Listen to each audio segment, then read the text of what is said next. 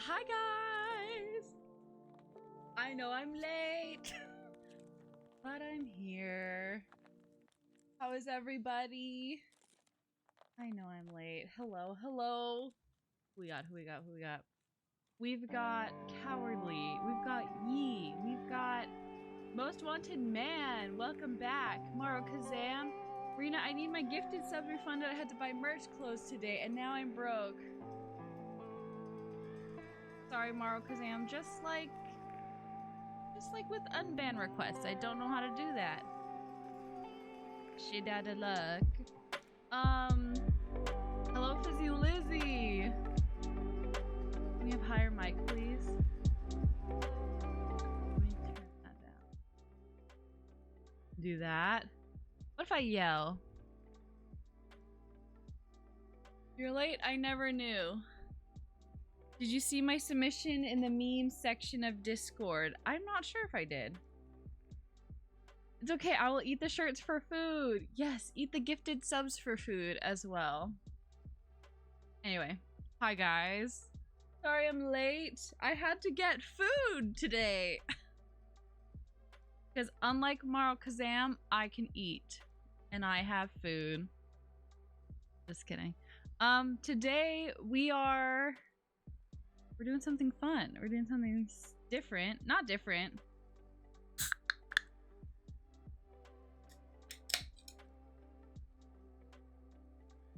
My name is Corb on there. That is my actual name. That is what I would prefer you to call me. Hey, I'll do my best. I'll do my best.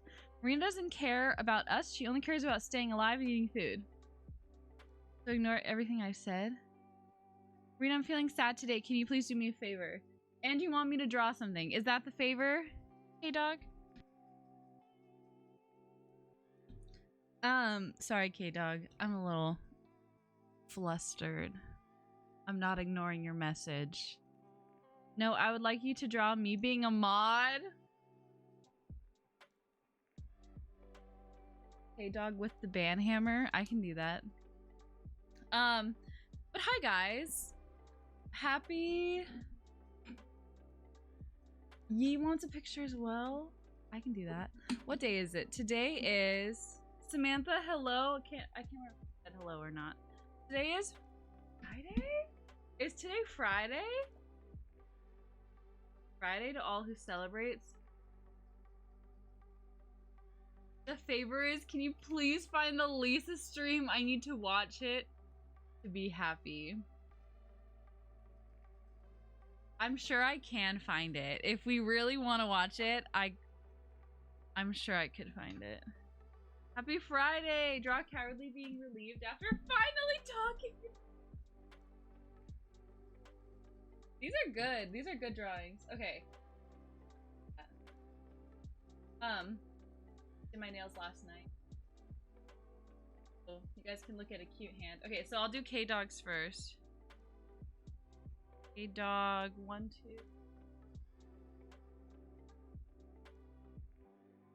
I didn't see it, so we need to see it again now. Okay. Okay. If you guys really want it, I will give it to you. Okay, nails. Thank you, Fizzy Lizzy. They're press-on nails. Can you believe it?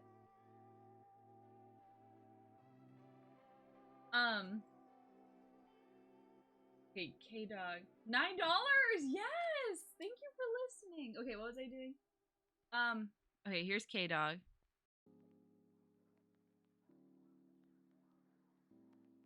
Love. Fizzy Lizzy, I swear by these.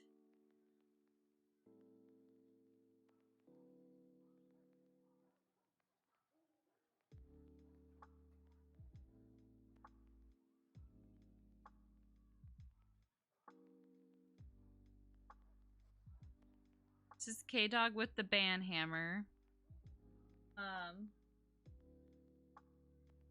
Tina is too cheap to get her nails done.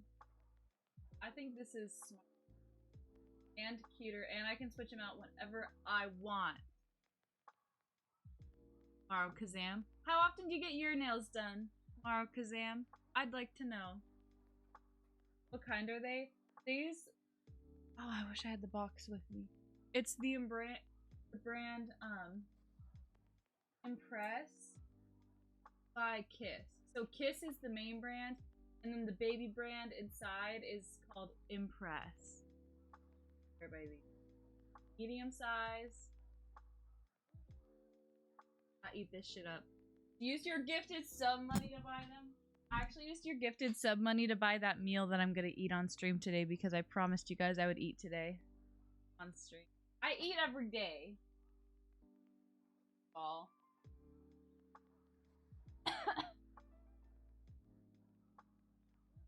Okay. Who are we banning? On sad.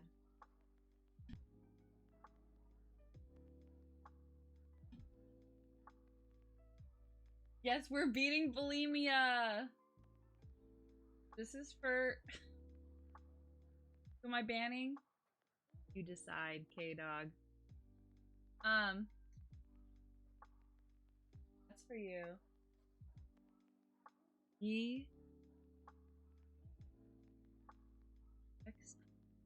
You want Cowardly being happy because he's finally spoken about it.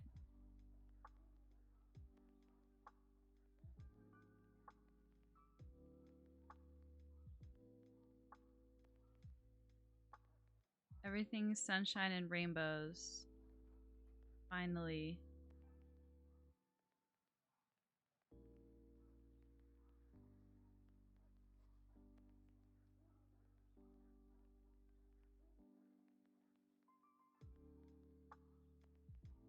The box is empty.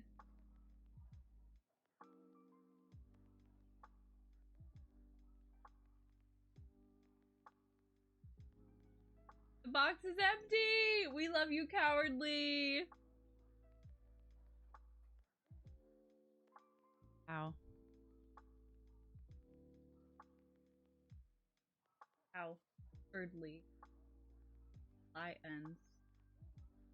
That's for you. Actually used to get hard gel nails. Haven't for a long time because of the cost. See? You get it. Get it, Mora Kazan. That's why I get these $9 nails. What am I eating? I got a Costco pizza for my family. I took a couple slices. And then I got the chicken salad, but I'm not eating meat right now, so I just ate the side that doesn't have the chicken on it. That's what I'm eating today on stream. We'll see how that goes. Yeah. Oh, Lisa's stream. Oh my god. I'm really about to find the Lisa stream. Do we know the date?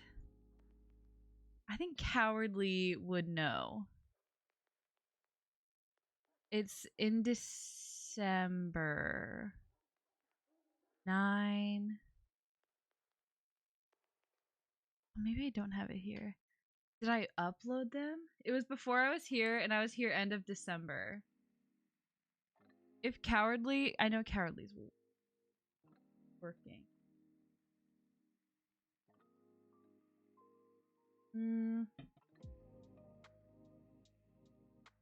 You aren't chicken at all either? I'm not. I haven't eaten any meat products besides, like... I don't count eggs as a meat product. It's pretty much the chickens, period. Cowardly has been following since December 11th. Okay, that's helpful.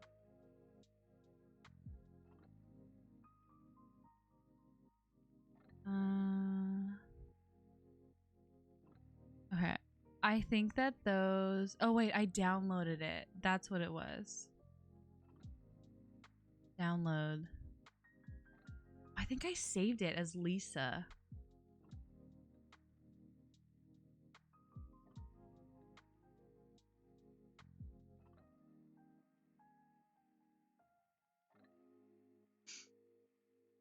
Chicken is poultry, actually not meat. Marokazam. Suck my poultry. What? Okay, I would have videos. I definitely saved it somewhere. I can't remember where. Which? No. Captures?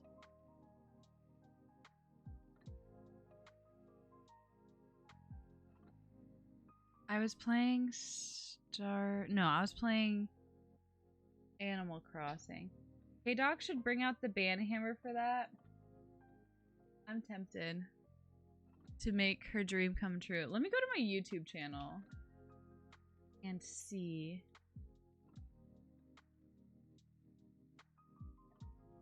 Okay, yeah. So today though, let me get into it, you guys. Today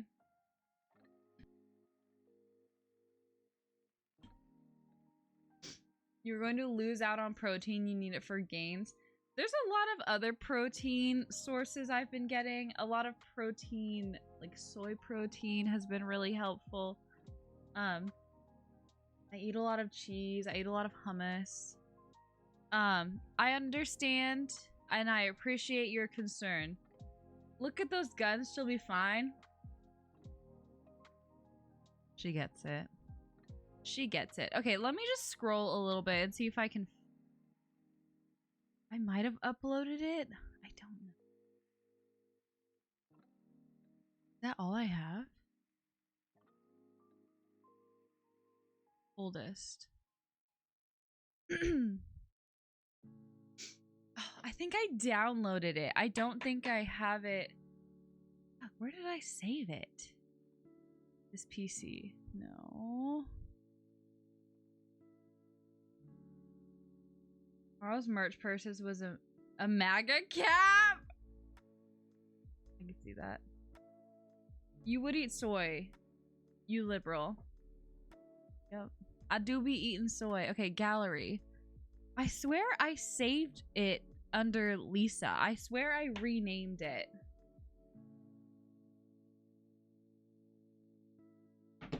I swear I renamed it. Does somebody...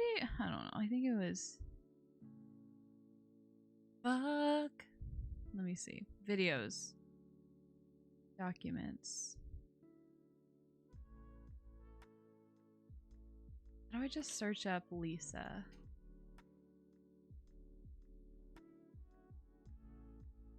I'm getting a bunch of essays I wrote in college. Damn.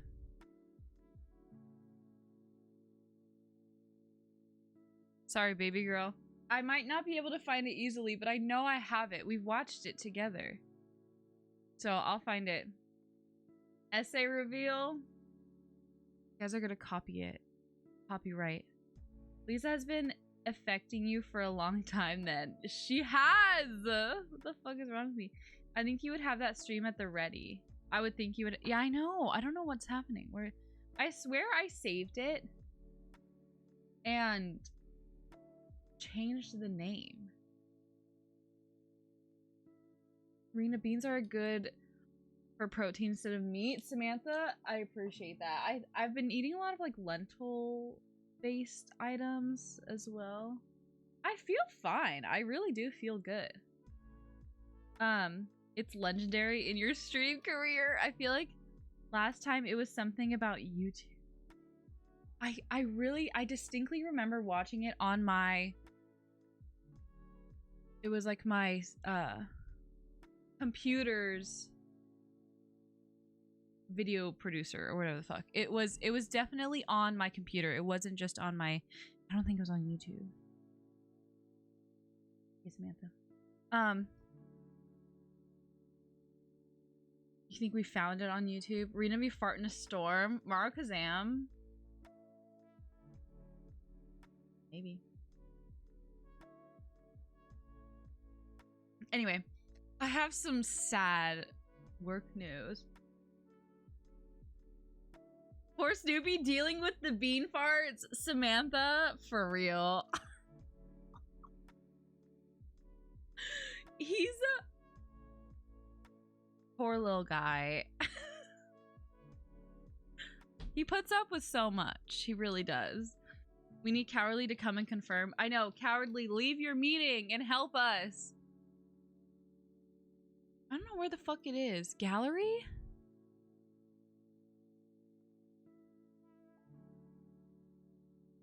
Oh shoot, this is like my phone's gallery. Ew, I'm getting PTSD. Snoopy farts smell like flowers. They actually don't fart. Isn't that cool? Or at least they shouldn't be farting.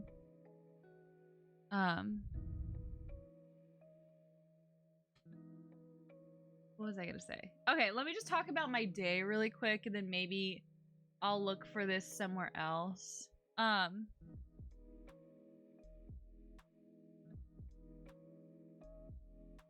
Yeah, Yeah, I don't know where it is. Anyway, today I had work, and while I was at work, I saw that my manager changed my days off again. And this time he changed them back to, he changed one of them to Monday and one to Wednesday. He split my days off. And I was like, God, like that's probably the worst split you could give someone, right? I go in Monday. I have Sunday. What the F is he doing? I don't know, Mark Sam. And I went up to him and I was like, can you please like confirm that this is not gonna be a regular thing? Because I actually can't handle that. And he's like, I know, and I feel really bad. You were the only one I could do that to you though.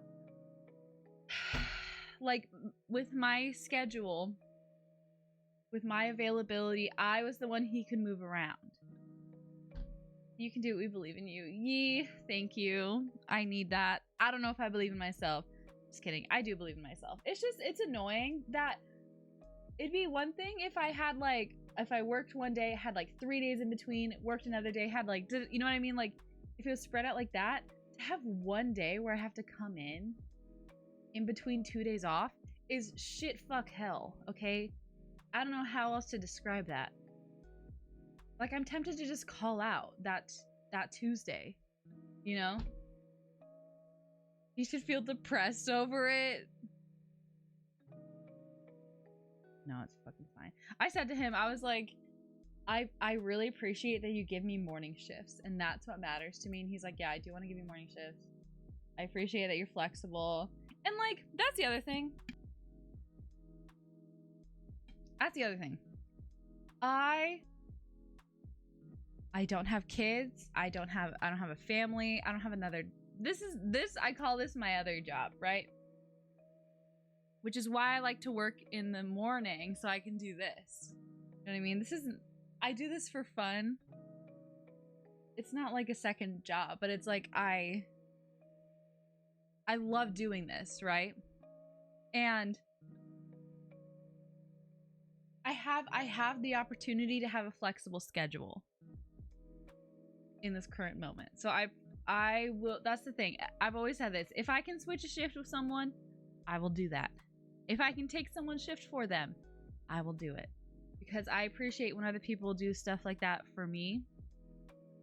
So I just hope that they remember that I'm okay with this.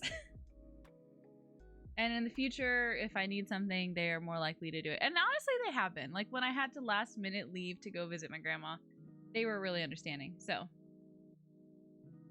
maybe Cowardly is your manager and that's why he didn't want to talk about it. I think you're onto something, Yee. Quit. I could do that. I really could. I can't though. You don't have a family, so your mom isn't actually real. Your sister is not your actual sister.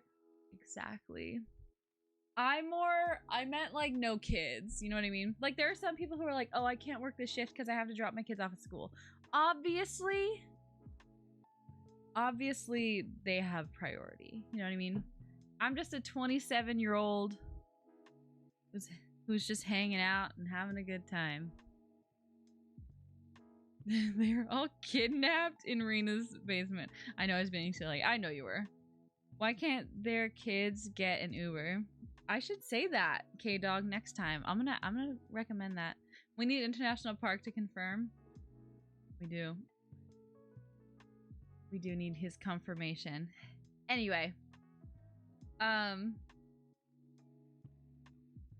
It's not your fault they got kids. You're so right, K-Dog. You're so right! It sucks though, because this manager, like, he has a family, he has kids. I think that he does prioritize that for other people. I always am. You are.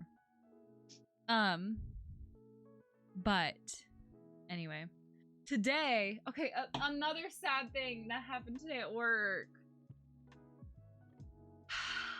Two of my really good friends that I work with, really good friends. They join my stream sometimes and chat. They hang out with them outside of work. Very nice, kind, hardworking people.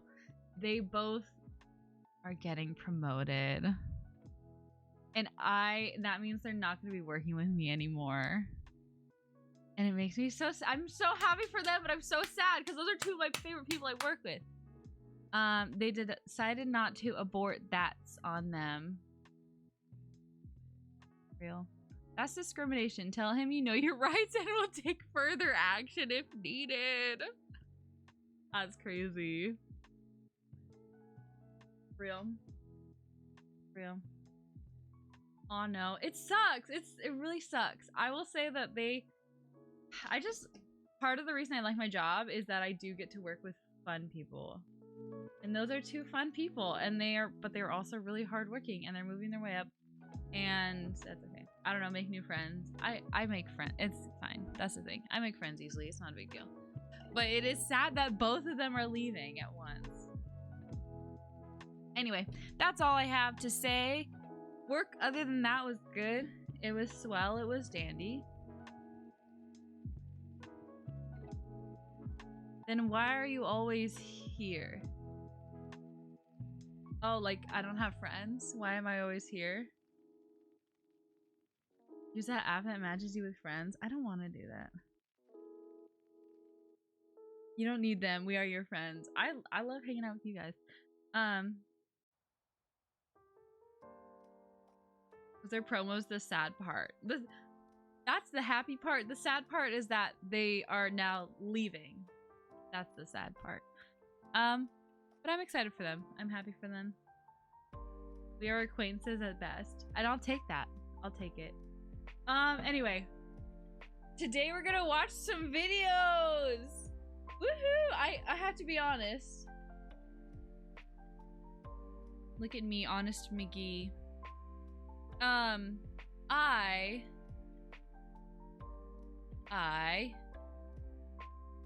did not look at any of these, so I don't know what you guys sent.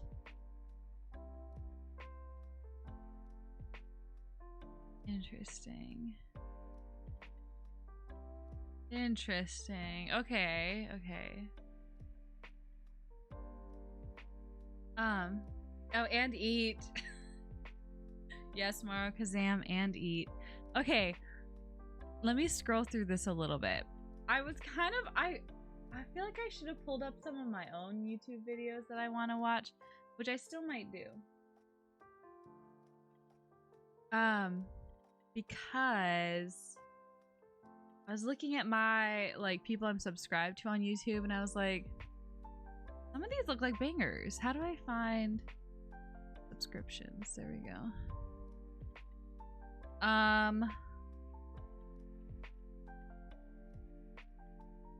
Judge Judy. I'm sure you want to watch the Boy Boy vid. I didn't see what the title of the Boy Boy vid is. Shark Week. There's just so many. Like, it's tough because there are videos that I know that I'm gonna like. Do I think you guys are gonna like them? I don't know.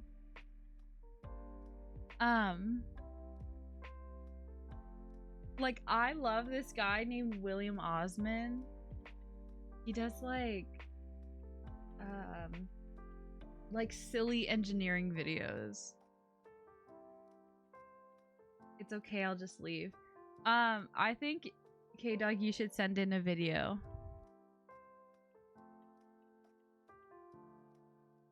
Kai Cenat was on Hot Ones. I'm likely to like them, I believe. I think so too.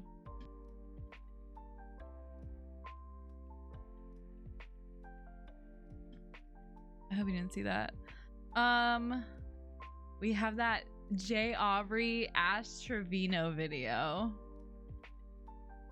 I'm not doing your job for you. You're so real for that. I'm tempted to watch that J. Aubrey video, I must say. What else do we have here?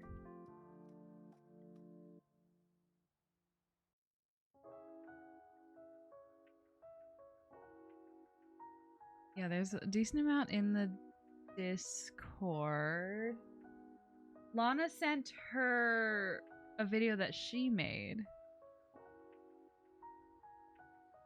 which I'm interested in. Nardwuar versus Chance the Rapper. I fucking love Nardwuar.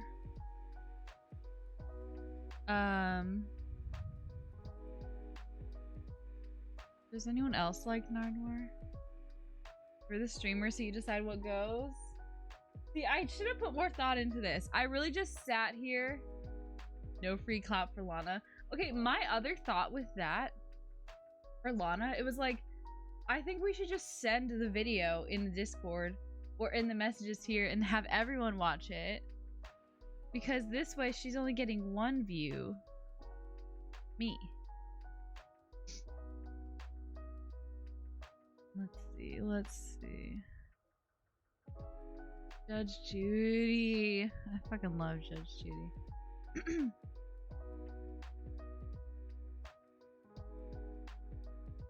Freakiest moments of sharks feeling frisky. Shark Week. Fucking love Shark Week.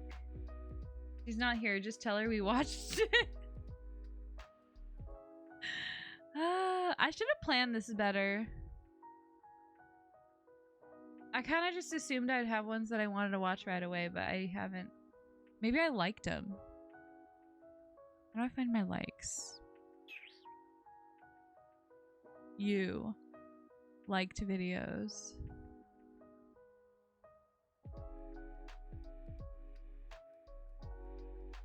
Raccoon Pig's favorite, Goldfish favorite. That was one I wanted to watch. Juvenile bat squeaks while being petted. That's one. I'll play in the background to give it a view. Perfect. Oh, this CIA masterclass is insane. Is that the one you were talking about?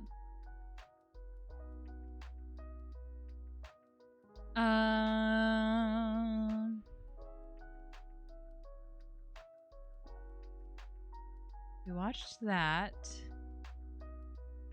Okay. I just love animal videos. That's it. Arena. Okay, dog. I should have planned better. Hang on. Let me pull this up. I'm still confused what time you messaged me this morning. I remember you saying that. Do you remember what I was doing? If you can tell me what I was doing, I can tell you what time of day it was. If I was getting ready, like doing my makeup, then it was, you were just stood up in the mirror.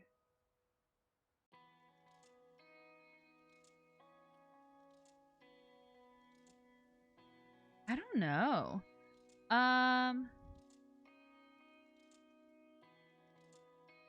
I wake up at 4 in the morning, my time. He was taking the bus, so we gave him a car. It's really thrown my day off. Stop. Okay, Shark Week. Let's maybe watch a Shark Week video.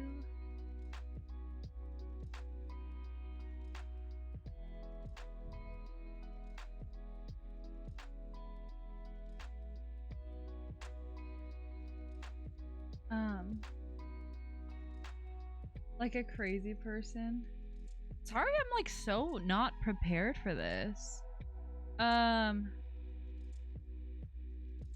Ghost Adventures. The stuff that I feel like I like, I don't know if anyone else will like. Okay, let me look at what is in the Discord. Okay. Oh, this one. JCS. I expect it going into stream. I really mean when I say that I just woke up like minutes before the stream starts. It's true. Okay, let's pull this up. Yeah. Okay. JCS criminal psychology video. This came out a month ago, but I haven't watched it. So maybe we watch that. Anyway. I kind of want to start with that. I had a good time doing the criminology video I say the other day, but that was like weeks ago. MK Ultra. Okay, it's been a minute since we did a video stream. Mega churches. I left the US for China. Guess how much it cost. I could watch that.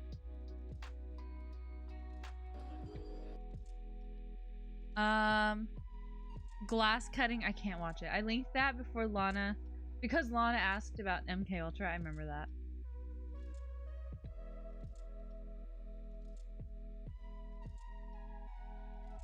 Okay. I have a few ready, I think, that I want to watch. You watched Nico. Who's Nico?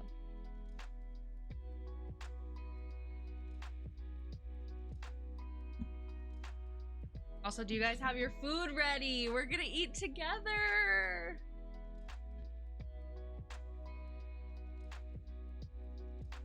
Nico Omalana? I've never heard of Nico Omalana. Okay, I kind of want to start with this one. This is a nice, seems to be chill video maybe. This is called Hello Mystic Flora. Welcome in. We're watching I left the US for China. Here's how much it costs. Honest text. Okay.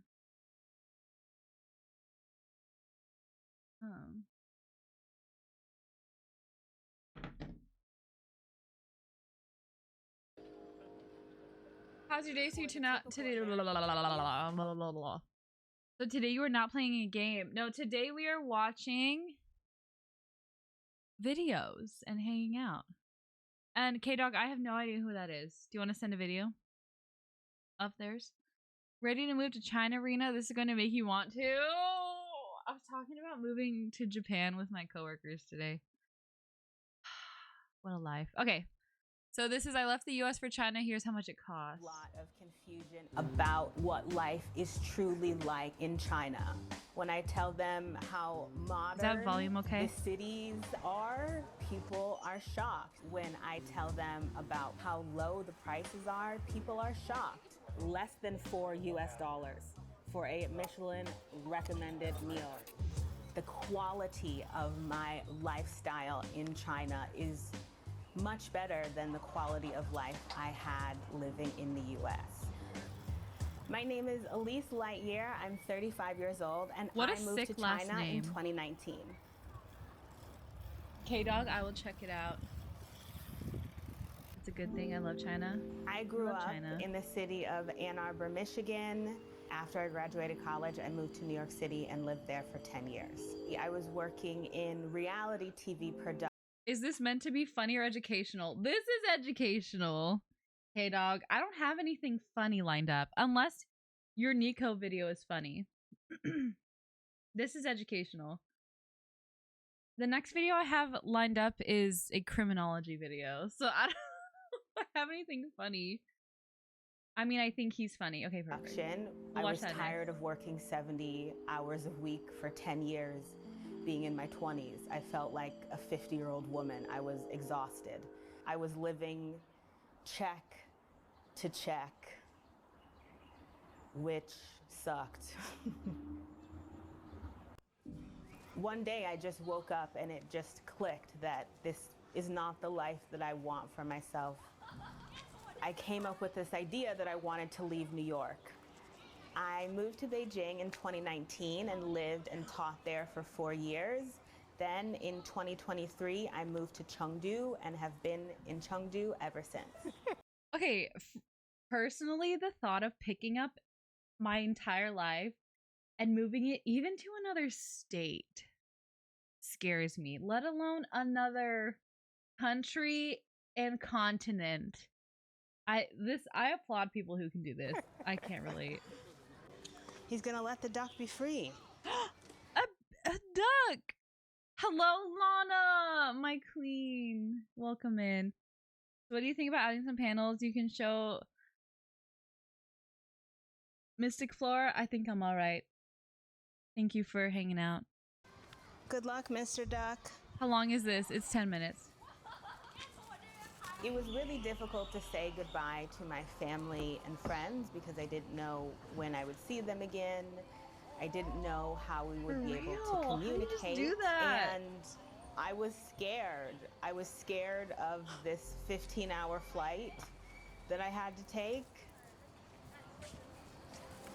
I was scared about what food I was going to eat. I was scared about this new career, What I miss? about Nothing. being This a is our teacher. first video. It took me that long to figure out what we're doing. Friends, but I was ready and I was excited, and I think my excitement trumped my anxiety and my scared feelings.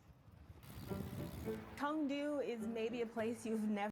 So yeah, those of you who are just joining or don't know what's going on, feel free to send a video that we might watch.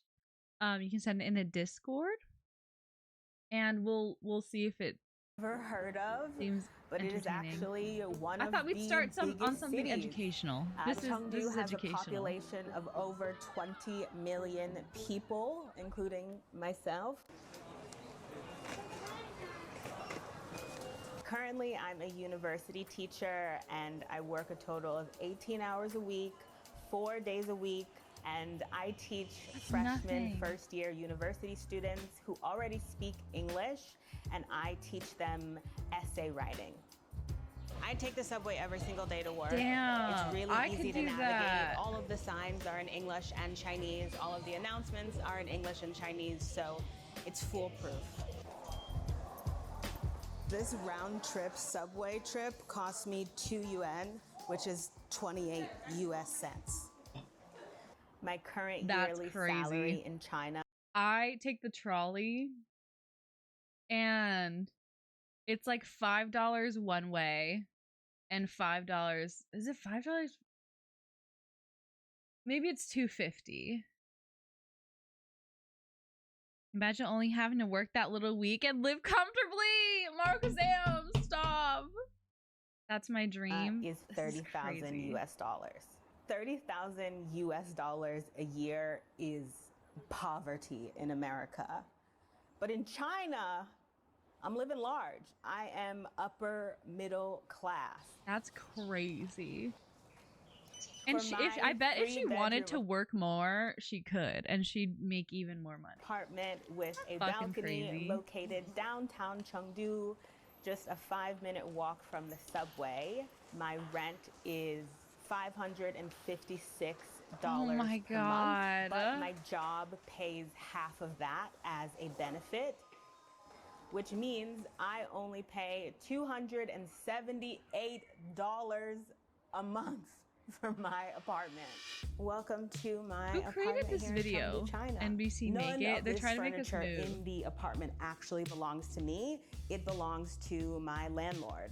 This is my living room. Wait, I missed that. What I did love she my say? living room. It's super. My apartment here in Chengdu, China.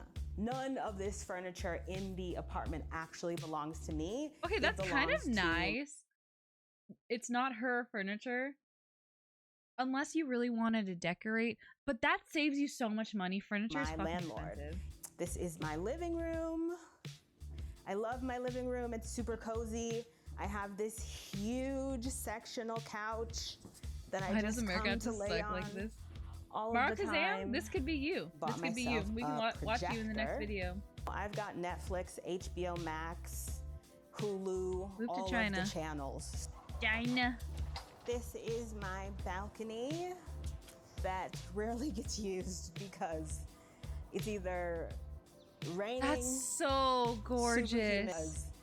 It's either Look at that. That's so I think that looks nice. A lot of folks who move abroad move to furnished apartments. I did not know that. I like that. raining, super humid, or 97 degrees. He's trying to show off, but I also have no interest in living in China. Okay, dog. This You're is not my American. bathroom. Maybe It's if you were one of small, us, but you'd feel it's different. effective. This looks So so this nice. is my wardrobe room. This is the third bedroom. but there's no bed. So I've turned it into my wardrobe, closet, get ready space. My second bedroom, I didn't paint it. It came like this. And Cute. this is the master bedroom.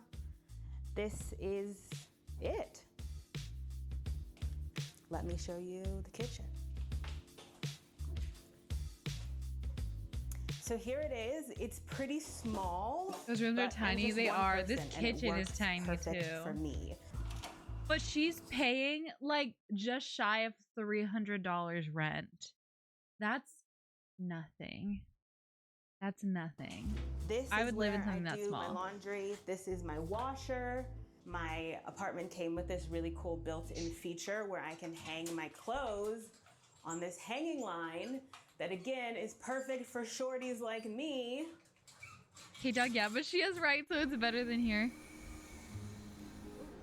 $300 is less than my half of rent that I split with 可以 Kyle. 尝一下。 Crazy.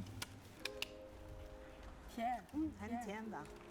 So other benefits that come with being an international teacher I'm curious how much at stuff my costs like school this. is I have free health care insurance. There it is. There it my is. job gives me, I think it's like $15 a month for subway fare. There it is. Look at that. In addition, Transportation. every year my job gives me a flight allowance, and that comes to $1,200 US.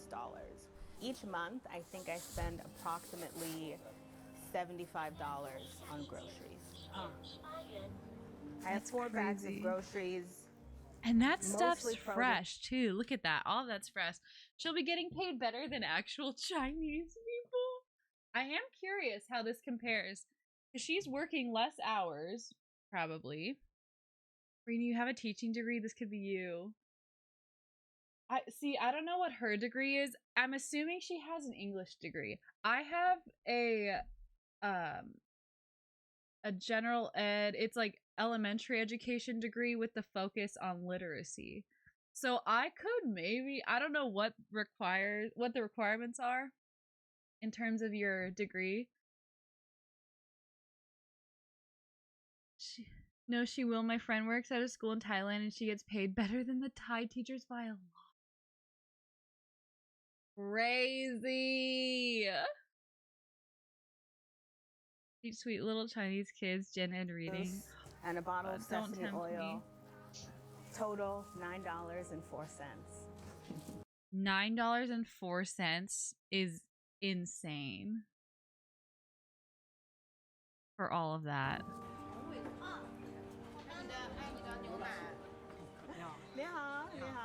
It's really easy to make friends with local people. I have a lot of That would be local over 50. friends That was that all I cherish fresh. and have Easily over taught me $50. so much about their culture. And I also have a lot of expat friends. 外面吗? Oh, huh. Okay. Aside from being a university teacher, I'm also a YouTuber, content creator, and with both of those salaries combined, the maximum amount I am able to save is up to $1,000 every month. That's amazing. So To when it save comes to eating out, anything. it really depends on where I'm going. If I'm going to Cheesecake Factory, then I'm spending US Cheesecake Factory money, $60 for a meal. But if I'm eating local and going to my neighborhood noodle spot, I'm spending $2 on a bowl of noodles. In a month, I'm She could tell me they'd pay me about $10K and I still wouldn't want to $150 live there. eating out. Hey, it's not for everyone. I feel completely safe I don't know if as I a could do woman, it, as but a woman of I'm color. interested in this I just lifestyle. feel very at ease in this country. Overall crime in this country is quite low. That's the other thing. Some You of have the to feel challenges I safe. face Especially not owning a car and strictly using in public China transportation. You should feel is safe where just you are. simply being different. China is a homogenous country, so I stick out like a sore thumb. I cannot go a day being outside without someone pointing at me and saying in Chinese, look, there's a black person, look, there's a foreigner. Another challenge is the homesickness, is missing not only your family and friends, but missing the understanding of just how to do things. That was the hardest part, is that learning curve of trying to figure out how China works. I think that would be the hardest part for me too. Is like I feel very lucky where I have like a solid family and friendship group where I live. I don't think I could just pick up and go. Call me white Chinese, the way I would move there without a second thought. You guys should think about it. As someone who finds this very interesting, think about it. Busy Lizzie is here. Okay, tea house. With all the money I've saved in China, I plan on buying a house not in the US because can't afford that. I haven't saved enough money to buy a house in the US, but I have saved enough money to pay off a lot of my student loans. And I think I've saved enough money to buy a little casita on the beach in Mexico. Fingers crossed. Damn. That is the plan. I've learned a lot about myself living in China. I think my self-confidence has improved through the roof.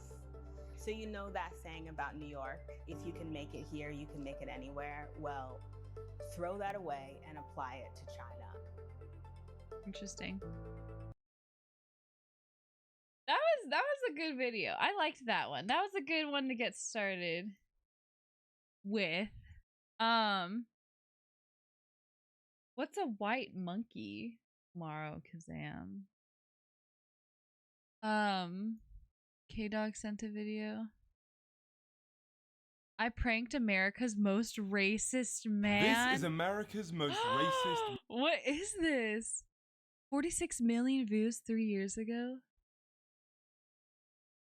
Wait, this guy looks vaguely familiar. He does other things, I'm guessing. White monkey. White foreigners or immigrants in China and Japan being hired for modeling, advertising, English teaching, or promotional jobs based on their race. So you're gonna be a model, Mark-Sam? America's most racist man, the president. I'm very interested in this. Okay, this is a good one. Nice pick, K-Dog.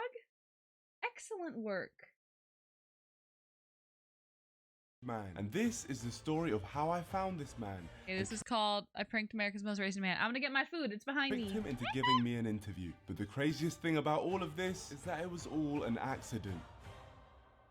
Because originally I was traveling to Harrison, Arkansas, because based off the videos I've seen online, it's America's most racist town.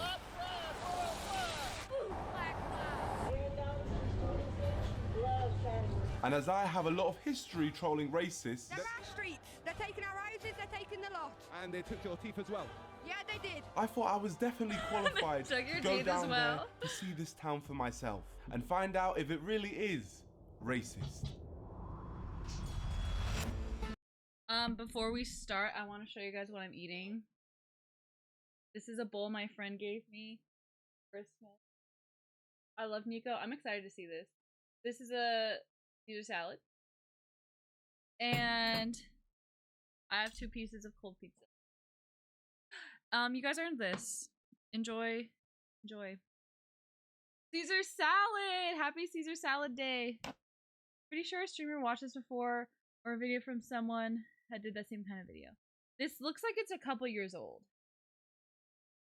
Maro Kazan. Thank you for sending this, K-Dog. This is K-Dog's recommendation. Look. Okay. Hooray! Let's do it. I'm excited. This is 30 minutes long. I'm gonna try not to Try not to pause So I it. travelled from London all the way to northwest Arkansas. We're here! Well, we're not here yet. We have to get a taxi. They have a store and with then we're N-word gonna be there. repellent. It's Unfortunately, crazy. there were no taxis. So they I had say to they're try in and hitchhike Arkansas? my way into getting someone to drive me all the way to Harrison, which is a 2-hour journey. You guys are going to Harrison? Yeah, Harrison, yeah. What's in Harrison for you guys? So basically, we hear it's the most racist town in America. Oh, yeah? Yeah. That's why you came? Yeah, that's why I That's came so the whole way. I'm saying we get a road trip to Harrison. I really want to take you. I have to catch a movie, but let me see. And what time's your movie? It's at 10. I think I can pull it off. You think? I think so. You think you can pull it off? You think There's you can no pick way it he up? just came all this way You guys have like. hoping that someone would. Yeah, we're not killers. We're not would killers. drive First thing we him have to there. do, we just have to prove that we're not killers. Is the passports. This is where I just get out the zip tie and I choke you. No, not funny. So have Is you he, guys heard he's a much pretty about big Harrison? YouTuber though. Maybe they know who he is. He has almost 8 million subscribers. Has he never heard of Uber? Lana, it'd be 2 hours. So maybe that's why. I don't know. I saw a This video feels a little last weird. year. Somebody like had Black Lives Matter sign and people were telling him like don't be here after dark. Oh my gosh. About 10 minutes, I'm gonna be back. You better be gone. Oh my gosh. One of those towns that if you He always gets in randoms cards. don't stop for gas there if you can avoid it. Okay, so it's like That's like that. And you feel like I should be nervous going? I would be a little more nervous. Like Oh my gosh, George, what are we getting ourselves into? This was already sounding like a bad idea, and to make things worse, Daniel told us a story about his friend who went to high school there. So your friend, he's black, right? He found a noose in his locker one time, and every day after school he didn't stick around any longer than he needed to. He went straight to his mom's car to pick him up and change his front. God man, what, for real, what are we getting ourselves into? Why are you scared? You should be smiling right now. Did you This is guys probably have stuff safer like that in than your it high is. school? I never experienced like. I mean, I'm white, so I could have just not seen it. But Alright, I think we're pretty much here. I remember hearing about Um, stuff like that where I live. I believe to be Harrison. We're a couple minutes away from our hotel, and then we're going to start exploring. Thank you so much, my friend. I do want to give you some cash because obviously you drove us all the way down here. That's $300. Thank you so much. Here we go. So I waved off our good friend Daniel, and just like that, we had arrived in the most racist town in America. Time to go into this hotel. It is actually on the National Register of Historic Places. So, mental stuff's gone down here. Hello, how you doing? And I'm Brenda. best. I'll be here until 11 tonight. Perfect. If you want torture, just come down and I'll torture you. Yeah, some we'll, more. we'll talk again, Barinda. Now, Oh my the lift ever What is felt that? like That a was horror weird. movie. It's this one. Here we go. Now, we've just got to go explore the town a little bit. Barinda, where's best for like nightlife here? Good luck. This town's dead. You might head down to the square. The square? Off we go, into the darkness. Now this one, this feels scary. You know, I'm actually scared. Yeah. Oh, I wonder why, George. To be honest, going out late in a town that is seen as the most racist town in America alone I wouldn't say after dark, man. might be the stupidest thing I've ever done on this channel, and that is saying something. I presume this is the square. And this place is dead. And just like that, we stumbled across our first local resident of Harrison, Arkansas. We're new to this place. We're just filming a documentary for the BBC. Okay. Where's it popping? Where's the nightlife going on? There is not really a nightlife in this town. No nightlife? No. Nothing? No. This We is did, but it was more Walmart directed towards Square. Hispanic kids. Everything is I think absolutely where I went, we packed mainly out, had and Hispanic it is, kids. what, like 9:30 on a Saturday? I don't know. it's I don't remember crazy. You got any seeing a friends lot of around anything. We're actually playing cards at the card shop right down there. Can we join you? Sure. Thank you so much for letting us know. Sorry, what's your name? Richard. Richard Nicholas. And Richard here had brought us into the land of the N-words. Oh, big up. Let's play magic. Oh my god. So I just pick a card to play. That I'm scared playing me. the command tower. What card has he played? This is Shipwreck Marsh. I'm just gonna play my Blood Crypt to land. I'm gonna play Evolving Wilds. We played a game called Magic the Gathering, and I was claiming to be a pro, but honestly, I had never played it before in my life, and I think it was obvious. You know what? Hell yeah, okay, for draw real. Card. Got you. All right, so Draw a card. yeah, draw card. No, from your dad. Oh, yeah, of course. But then I became a prestige 1000 level wizard and earned all of my fellow magicians' respect, which meant I could ask them to tell me the truth about this town. We were sent here on behalf of the BBC because we were told that Harrison is actually the most racist town in America. We get a lot of hate about Harrison being a racist town. Someone watched it a while ago. I hate Dion, but I like this guy. I don't remember Yeah. that. Pretty sure there's like a white supremacy group or whatever. Can you find the video, Mara Kazam? That's me and my friends for real. So whereabouts are they?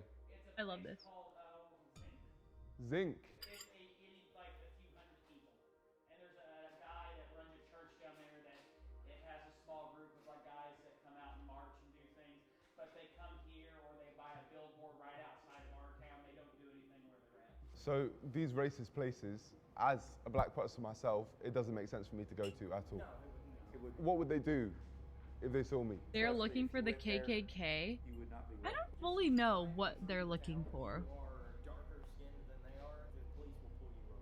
And they will strip your car from one end to the other because they assume, because you're different, that you're probably also a criminal and have drugs. I mean, there are places where if you walk through there, you would likely not walk out. Mental. This was honestly a shocking start. The stuff they were telling me was so bad, it didn't sound like real life. And although these guys seemed cool, I mean, I even took Richard's number, I still needed to dig deeper, as that was just one group's opinion. So I went and found this bar to speak to a few more people. We've seen like reports online that this area is the most racist town in America. But actually, they live in Zinc. Huh? They live at Zinc. Zinc. Yeah. So who is the racist? This is in Zinc? fascinating. This is a good pick by K-Dog. I can, but I won't say it. What's the name? I won't, Oh, you won't I say it. it. He's got a little group together over I In think Zinc. there's a little church. So there's a mystery man in Zinc who is the leader of the racist group. Is it safe in Zinc? No, there's some people that live there that Would they like people like me? don't think so. I didn't know about it till maybe 2 years ago. I have to say, for this being what is known as like the most racist city in America, I'm happy that he was able to find so many seemingly nice and open people who want to talk to him. I think that that's really important to have in the video as well. I'm glad he included this. Yeah. You are so wise, Gandalf. What is the name of the Grand Master in Zinc? I can't.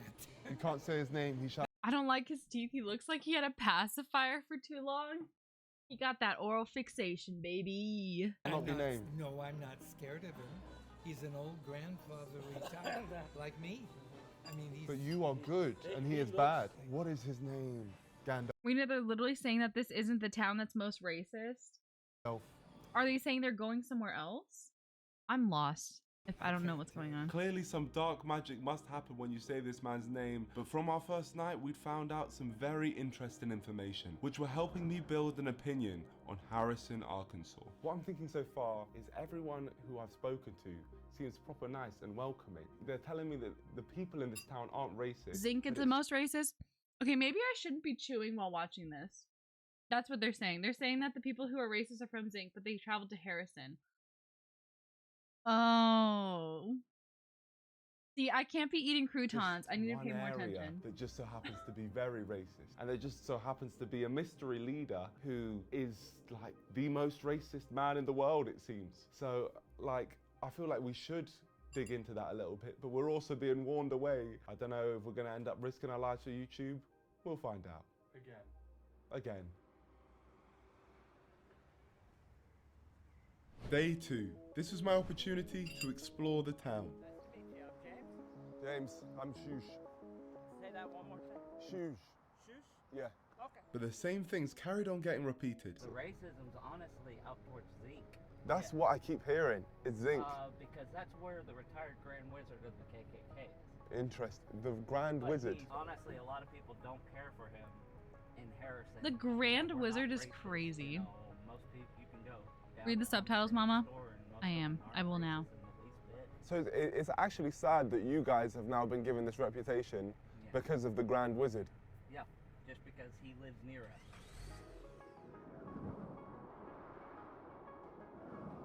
Oh my gosh, it's there. Look at it. It's not racist to love people. WhitePrideRadio.com. Gold. And Oh you know my what's God. interesting? The fact they changed it. They changed this sign to make it more friendly.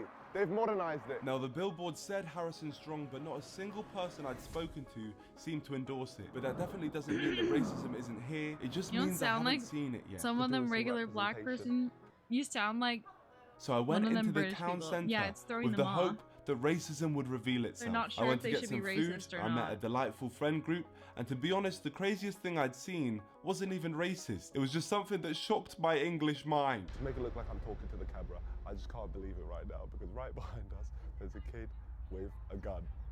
How the hell does a kid get a gun?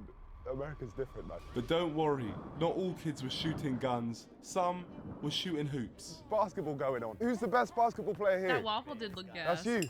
Yep. What's your name? Landon. They call me Ringside. What I want to do is I want to take you on, and then if you beat me, I've got $20. Oh yeah, let me hop in then. Let me hop in too. If you miss, you're done for. Oh, he's good. I think you're going to fumble the bag. Oh! Oh, that was disrespectful. Guys, I'm a basketball player. I'm a basketball player.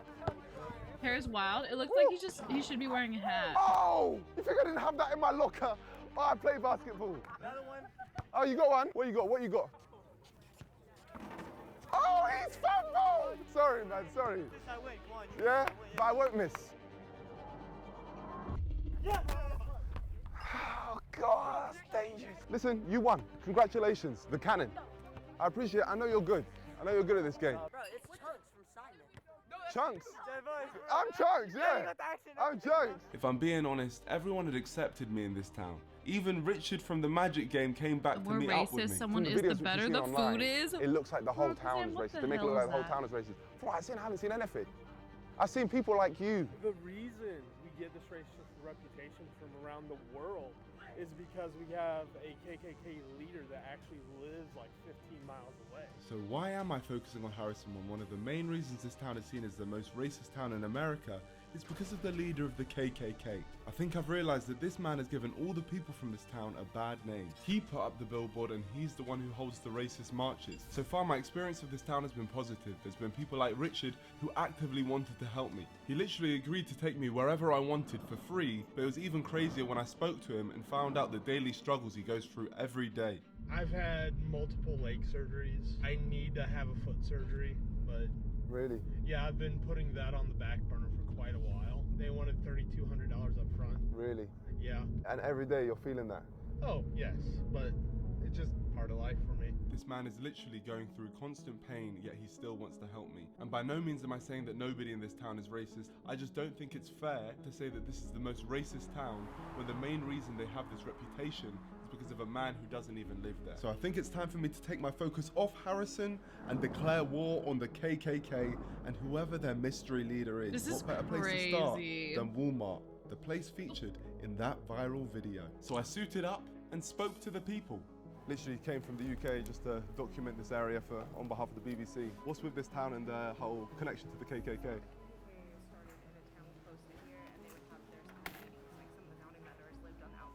And where were they? Is he allowed to say he's with the BBC? BRB, Lana, Have you'll those be meetings. missed. The hotel, they'd be in the Hotel Seville. McKenna, welcome in, girlfriend. So they were having meetings in the video hotel react which day. we're in right now. So that's got like If you have a racist video, links. Oh my Send gosh, in the the hotel Discord. we're staying in is a racist hotel. also, how are you? Yeah, no, I can imagine. So your husband's black? Yeah. So you're with it, man. You're with the cause. Fight the power. But it was time for me to find out who the wizard was and how I could find him. I was wondering if you could help me. I hear the great leader of the KKK, or the grand leader of Why the KKK, can't he say he's is with the in BBC? I guess Zinc. you can say whatever you want. I have the foggiest idea. Can you draw me a map on where we can go to find them? Your dad's just helping me. He's drawing me a map just to find Well, someone. I'm not drawing your map because I don't know what you're looking for. wh- I don't know where it's at or what. Okay, do you know anyone who would? No. Of what? So we're just doing a documentary here for the BBC, and we're trying to find the grand leader of the Triple K He always says he's with the BBC. He has a compound. Hey, maybe eventually he will be. in Zinc, And whereabouts is this compound? That part I don't know. Zinc Road. Take the north 7. If you could just put it down, it's just easier for us to follow the map. Thomas Robb. Oh, that's his name, Thomas Yes, Robb. Thomas Robb. He's actually the leader out here for KKK. It's supposed to be a big mansion with a Okay, compound. if you can just draw me how the house looks. Other than that, I have no idea. This honestly, thank you so much. You should be proud of your parents. They've really Rena, helped what me does here today for BBC the stand cause. for? Let's go. That's the British Broadcasting Service? British Broadcasting, not service. British Broadcasting something C word. Because it's British. British boob cunts. Oh. Big. Yeah. And just like Oh that, the my moment we God, discovered who the Grand the Wizard of the BB's KKK was, an inside man from the K-Dog, KKK that's called the police on us crazy. and they escorted us off the property. Well, we've now left, so hi. There's the snitch right over there. The wizard That's obviously has crazy. people here trying to stop us from finding him. But it was too late because I already had Stop. his name. Thomas Robb, leader of the Ku Klux Klan. And something tells me he's not a very nice person. My friend. That's why he says it's with the BBC. Hey dog, I would not have gotten that. Bad enough, but we're bringing millions of so-called legal aliens. My white brothers and sisters, you are a race of warriors. Oh my God. I think gay people is an abomination. The Ku Klux Klan is an American white supremacist Okay, we're terrorist getting and serious. I hate can't group, laugh. also known as the KKK, who have a history of many brutal killings of black people to keep them under their control. Even today, their goal remains white supremacy and a white-ruled America. Sounds stupid, right? Well, not stupid enough because they still have many, many members. So I think someone needs to go down there and make these people look as stupid as they are, and I'll give it my best shot. So it's time for me to track down Thomas Robb to Zinc, and there was only one man I wanted to take me there. Is that my favorite man from Arkansas? Thank you so much, man. Nice to see you again. Yeah, amazing to see you, man. Today we're going on adventures together.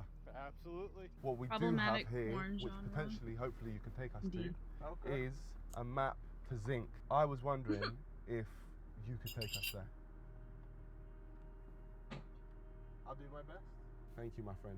The map gave us the key, which has now activated the route to our destination. So I made myself look presentable, and I headed to the place where everyone said the racists reside. Feeling nervous? If you're confident, I'm confident, man. No, I'm not. I'm not. I've heard a lot of things about Zinc, and Oh, that made us absolutely okay. none of it I was do too. positive.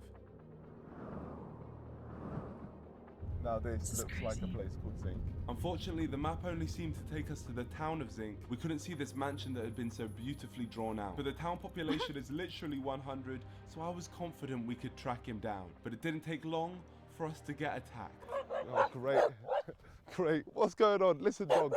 Yo, what the hell's going on? Listen, calm down, you racist dog. Yeah, that's what I thought. Pussy. I know what he's speaking to me right now. He's definitely being racist and dog. That Chill, dog just said the Leave me N-word. I alone. heard George him. is right there. George is so close to him and he's going for me. But luckily, we ended up finding this guy who gave us directions. Hi, my friend. We're just here to interview Thomas Robb.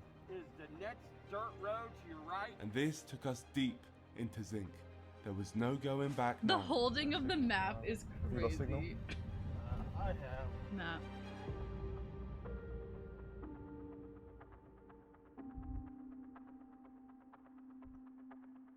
And here it is. I think this is that house. Okay, well, I will. knocking on a KKK leader's door. I wish you luck. Thank you, Richard. Thank you so much for driving us out here. Oh This my is gosh. kind of scary. Here we go. Epic Gamer. Maybe he has a sense of security because of the camera, but still, it's scary. Hello? What do we do? Do we knock? Oh, it's Confederate. Let's speak to this person. Hello, my friend. No, you need to leave. I need to leave. You need to leave. I'm here on behalf of the BBC. Are we not able to have a conversation? Give me a call tomorrow, and maybe we'll arrange it. Okay. How can I give you a call? Can I just get your number just so I can give you a call? We'll call you up. Okay, thank you. Is that him? Yeah, that was him. So we're now going to try and do this properly by booking in an interview with him. That just hurt my stomach. Okay, I know I'm eating cheese. I know I just ate a piece of cheese pizza, but that my stomach hurts now. This is wild. Nico does some wild stuff, but I think he said this is the only time he's been nervous. I would be nervous too if I was in his position. Shooting of those firefighters went in town in Idaho where Aryan Nation compound was burned down. Tomorrow, and hopefully we can make something work. The only reason he seemed up for taking an interview with me is because I told him I worked for the BBC. So I'm going to run with that and say that we're running a positive story on the KKK, and hopefully that tricks him into accepting an interview. Hello, is this Thomas Robb? Yes. Oh my gosh, here we go. Hello, yes, I'm here. I'd love to get an interview with you. I've come from the UK to speak to you. We're trying to do a story on why the KKK isn't racist. We basically just want to talk it all over with you, if that's okay. How about coming out here, not to my home, Yep. but to the church right next door? You probably know where it's at. Thank you so much. Bye. You're welcome. I can't believe it. You know we did the impossible. Oh my gosh. He's saying he's with the BBC for You know safety. what happens when you just say, I'm Crazy from that the he UK, came I'm all from the this BBC. way. He just thinks this is some important thing. Didn't even think to do any research. Yeah. Oh my Crazy that he came all gosh. this way, not Yeah, even BBC. confirmed that he would. The fact this man has accepted That's an interview crazy. with the BBC Not even, with like, no for sure background that check he was or gonna any need for be able to identification talk to shows him. his stupid intelligence level. So I'm definitely going to be taking advantage of that. My bad, mate. All good, homie? For years, Thomas Robb has had interviews and has been able to put the KKK's racist views out into the world, and I think it's time for someone to troll this man and make him look like the idiot he is.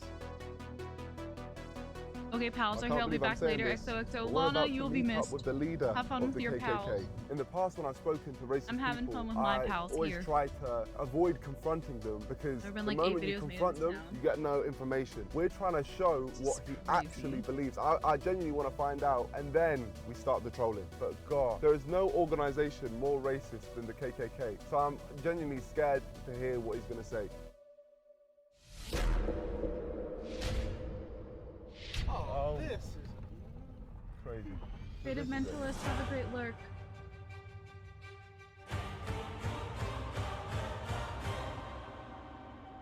So we're here at the home of Thomas Robb, home of the KKK. Here we are. Big up, Tom. Imar.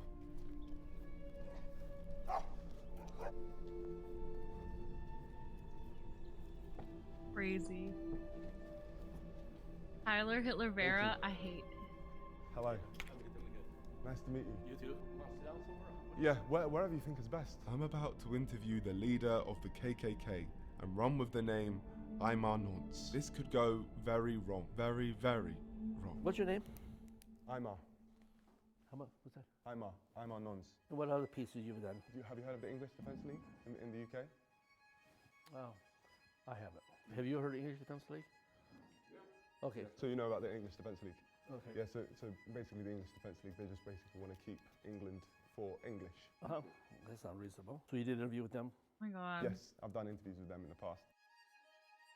Welcome to the BBC. We're here with Thomas Robb. My name is Thomas Robb. I'm the National Director of the Knights of the Ku Klux Klan. I'm here with Imar Nonce and... Nonce. Norse. So Imar Nonce. Nance. Nonce. So N-O-N-S. Nonce. Can you say Nance? Nonce. Nonce. Nonce. N-O-N-S. Well, Nonce. So nonce. Nonce. Do you know what nonce means? It said like pedophile or something like that.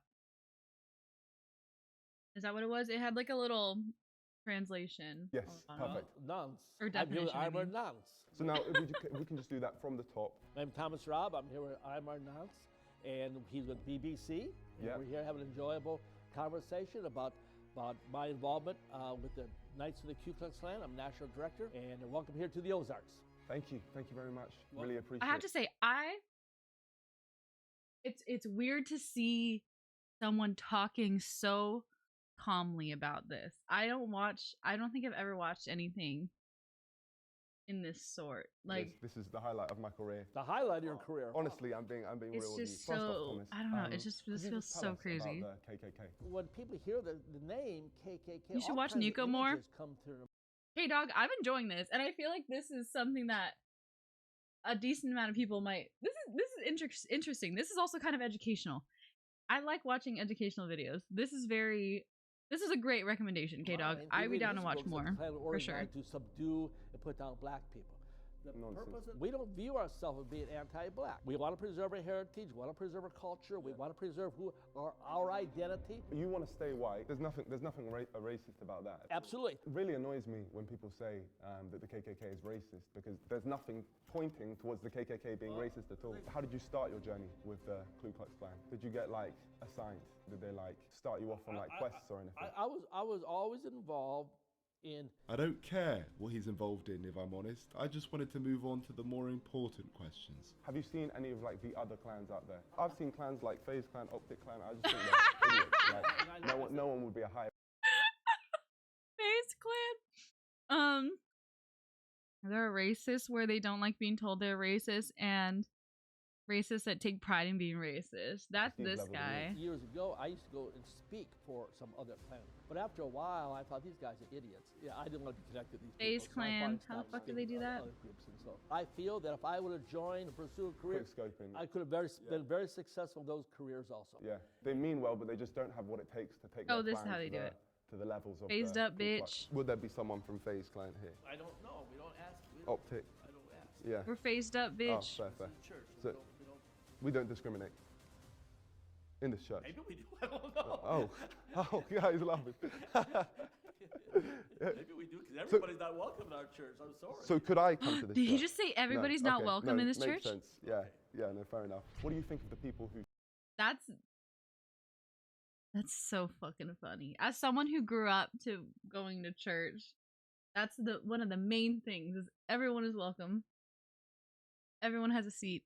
Not in this church. What do you mean by a racist? Someone who doesn't like black people or has prejudices towards black people. Even those words don't. What do those words mean? I've got prejudice. Of course I do. Everybody has prejudice. Sorry, was that a dumb question? I mean, I prefer being around white people. I'm sorry, that's the way it is, you know? Oh, you no, but like I'm like a supporter of you, so including me, like you prefer being around white people. I'll be your friend, but you're not going to come over to my house for a barbecue. Oh, you wouldn't invite me? No. Oh, fair enough. Yeah, yeah, makes sense. And is that because of? Gosh. Yeah. Okay. Yeah. I'm a separatist. I preserve my own people, and I'm not offended by a black person who says, "Hey, I prefer being around other my black brothers." Fine, I understand that. I prefer being around my family than some strange family. Me personally, as a fan of you, I'm not trying to. This guy's a bit of a troll, but he does it well. I like his vibe. I think he's funny, and he's not pushing it too hard. He understands he has boundaries, and there's a risk here.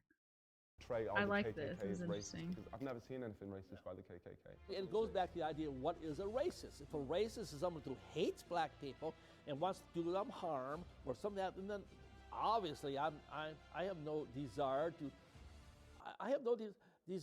to see misfortune come to a black child. I have no desire for that. I feel compassion for a young black mother whose child get caught up in the drugs or gets shot by a drive-by shooting. I feel as much compassion for them. I got to qualify that. I probably feel more compassion for a white child. I just have to say that. He was doing okay, and then he had. Personally, I believe. Now he's kind of stuck in all this. This is crazy. This is crazy to hear someone talk so, like. Yeah, this is just matter of fact. This is how I feel, and I don't see anything wrong with this. Was running things than the liberal crackpots that we got in Washington D.C. today. Why has there never been like a KKK party in this country? Okay, up until if we just look down the lens while we say this part. Okay, in this country, up until somewhere in the 1960s, this country was on dominant white rule, white power structure, what I'll call that. That's not the way it is today. Yeah, things have changed now. The only way is going to go back. In my mind, maybe I'm wrong. I'll always say, well, maybe I'm wrong. But until white people once again control this nation, black people will be unsafe in their own neighborhoods by their own people. From what you've said, I really respect you speaking from the heart like this. I actually did some documenting in the UK. Crazy how we actually had Native Americans before white people. Interesting though. He won't mention that. As well, where there was a group of supporters for the KKK in a town called Clapt, and I think that honestly, you're like a Clapt guy. If you could shout out. Wait, what was that one? And I think. Fucking ugly. See, this is the little troll. I do like this little. Jadion, who is just an asshole and only cares about clout farming. Honestly. Yeah, this guy's you're funny. like I like this guy. If you could shout out the people from Clapt, the supporters of the KKK in Clapt. Of anybody out there in the UK? UK? Yeah, in the UK and Clapt. In the UK, Ireland, Scotland, Wales, England. Howdy. I just know they would have appreciated a shout out. Howdy. Shout out. Shout out to the people from Clapt. Shout out. Thomas is a Clapt guy. I don't really know the Clapt people. So maybe I'm wrong. No, you are. You are. Okay, I'm a Clapt guy. All right. Forgive me, Clapt people. Now that Thomas had called himself Clapt, it was time for me to reveal the ace up my sleeve. We run a group in the UK called the UK Stand with the KKK. We made a post of me and you together, and we mentioned if anyone wanted to shout out, maybe we picked 3 names and you just shout them out. They are your supporters. Let me see what you got there. Thank you all the people from the UK Stand with KKK. Right here we have Thomas, and he's going to be shouting your names out. Oh gosh. IMAP? Usay. IMAP Usay? I don't know my IMAP Usay, but IMAP Usay says can't wait, I guess, for the interview. So, well, there it is. As you can see, it's great. And then we got a BLM? BLM. BLM? Yeah. See, he's the best, I guess. Shout out BLM. Shout out to you, and then. So shout out to who? I love to BLM? Yeah. Yeah, and it says he love him. I don't know. Hope that guy's not gay. So let's wait. Then Sue Kamidik. Sue. Sue Kamidik. Yeah, Sue Kamidik? Yeah. I guess I pronounced that right. Yeah. Says love him. So I appreciate people like me. I like to have people all these people are, and that's the thing. All You right, have fantastic. a lot of supporters in the UK. Thank you so much for shouting them out. right. Let's round it up properly because we'll look down the lens. Introduce your name properly. This is kind of scary that he's doing this though. I keep thinking back, like this is a risk for him, you know? So just I don't say, know. I'm Thomas, member of the KKK. I'm curious to see if he reflects on this afterwards. I'm the National Director for the Knights of the Ku Klux Klan, and I enjoyed this interview with the BBC. No, it's this BBC. He can never go there again. K-Dog, for real, he's posting this video. They know his name. That's where the big cojones come into play. That's for damn sure. It's BBC. It's a BBC interview. I've enjoyed this BBC. Yeah, thank you. It's been a proper deep interview. I appreciate you taking this to BBC. So am I the first mixed race person in this church? No, we've had reporters from every European nation. We have BBC here before a number of years ago. Oh, so this is the second time you've had a BBC. Third time, maybe, I don't know. Yeah, it's your The experience. second time he's had a BBC. We've done a lot of interviews here over the years. Any as deep as this one? As deep as this one? Oh yeah, sure. You've had a proper deep experience with the BBC? Yeah, that's fine. Okay, great. Thank you. Thank you so much. Thomas Robb, you have no idea what you've just done. I'm not the BBC. Oh, I love I'm just a random man making a mockery of everything you stand for. I won't touch that just in case I disintegrate. Okay, BBC, here we have the flag of the Ku Klux Klan. No, this is the Knights Party. Huh? There's not a Klan flag. This is our flag of our Okay, of the Knights Party. So they're different. Correct. Okay. I don't know Okay, what that is. BBC. Here we have the flag. Oh, wait, we haven't got the shot yet. And here we have the flag of the Knights Party. Honestly, man, you've really smashed this interview. We need to wrap it up though, because You've got stuff to do. Thomas Robb, leader of the Ku Klux Klan, has taken this BBC. Thank you very much. You're welcome. No problem. Such a deep interview. All right, welcome.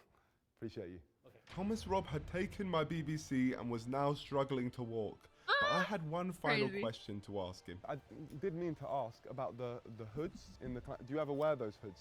The pointy things? We have them for a cross-lighting ceremony. Okay, all right. And just as a side question, have you ever made love with the hood on? I'm not talking. Yeah? Okay, well, fair enough. Let's just get this pic and we'll go. At this moment, Thomas Robb had realised he had been swindled and he was burning. So never made love with the hood? Didn't say no, Thomas? Oh, great. You degraded yourself now. The interview's over. I'm sorry. You get in the car and you may leave. Okay, perfect. Appreciate you, Thomas. Thanks for the interview. Just got BBC'd. Damn. He caught on, so he had to wrap it up. Exactly. We tricked this man into thinking we were the BBC, and now this man will never take an interview ever again. He will have trust issues for the rest of his life. Good. Yeah, no, well, you're all a bunch of clap guys. Come down to Clapton, the UK, because anyone from the KKK is clapped. Clap guy, big up. Oh my Big up, man. god. Respect.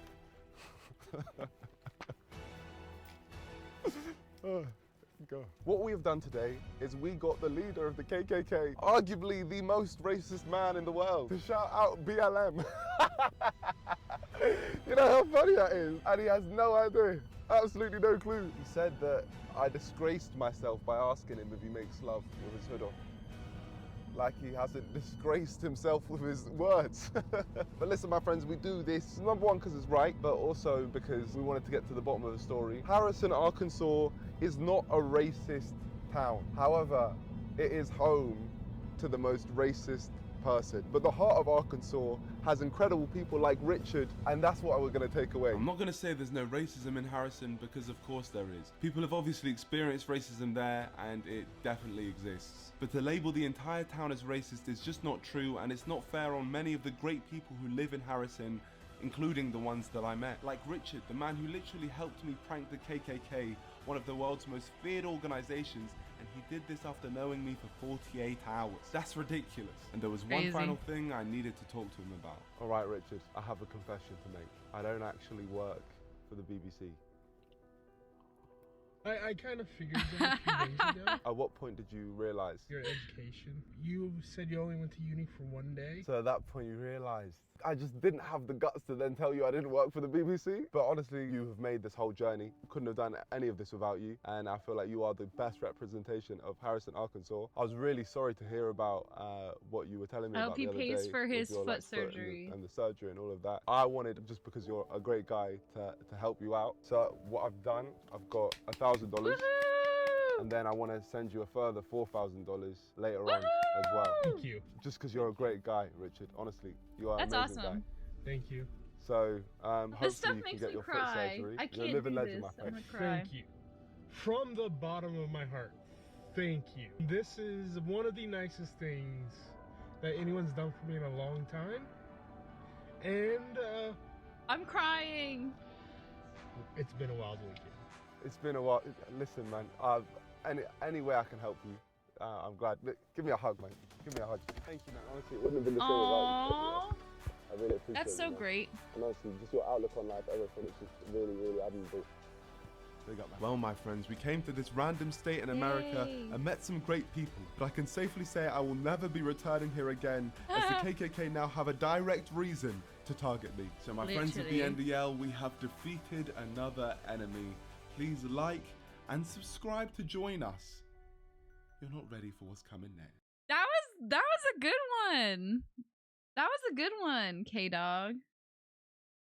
10 out of 10. Hydrate from Samantha. Can do, baby. I liked that.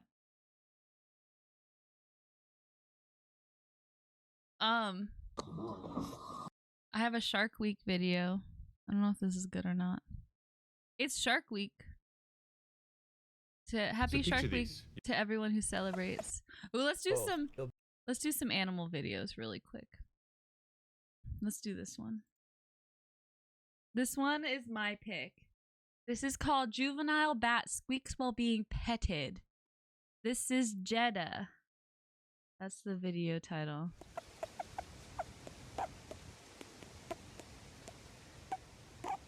That's made me want to rewatch Nico, so I might head out for the night. LOL. Good night, all. K-Dog, sweet dreams. Thank you for showing us that. Thank you for Stream Marina. K-Dog, thank you for that recommendation. That might be a regular channel we watch. I really liked that. Sweet dreams, K-Dog. I hope you think about this cute baby bat. They're so fucking cute. It's not even funny.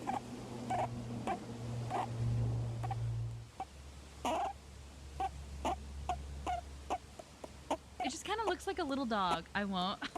Okay. It looks like a little dog.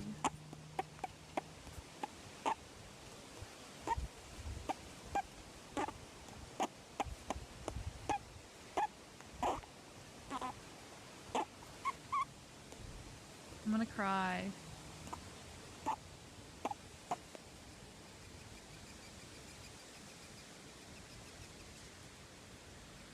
We need more animal videos. I don't have many lined up today.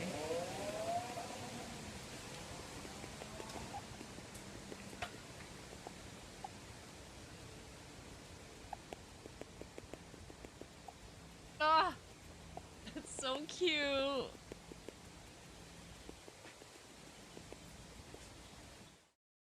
Love that. Do not handle bats unless you are vaccinated and trained. Hey, all of us with the COVID-19 vaccination, maybe we can hold a bat. Some bats may carry deadly viruses. Even baby bats can bite and scratch. This was posted 9 years ago. If only we knew. Okay, CIA Masterclass. What about this one? Raccoon picks its favorite goldfish. Goldfish flavor? Welcome one and all to another taste test video.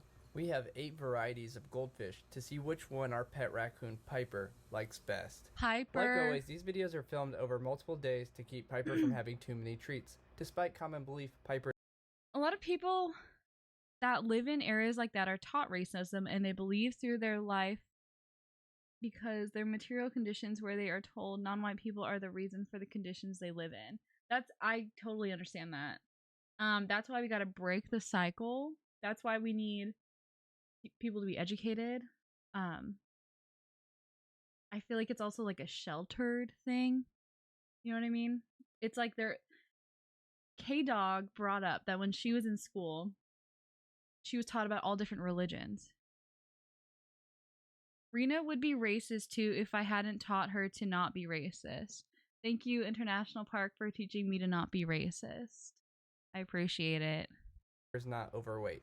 Up first, we have baby goldfish versus original. Piper will be answering the age-old question. For the record, does baby size goldfish really are my matter? favorite goldfish. Here we have our lovely assistant setting the stage. And now for the games to begin. Based International Park, exactly. Alright, so Piper has finally arrived. So which one will she end up choosing?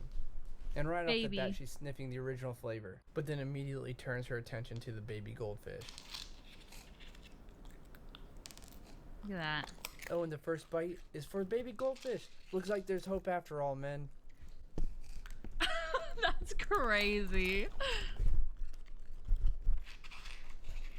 Give the cat goldfish too, Samantha. I was thinking the same thing. Now that she has sampled I hope they both, did. it'll be interesting to see how this one pans out.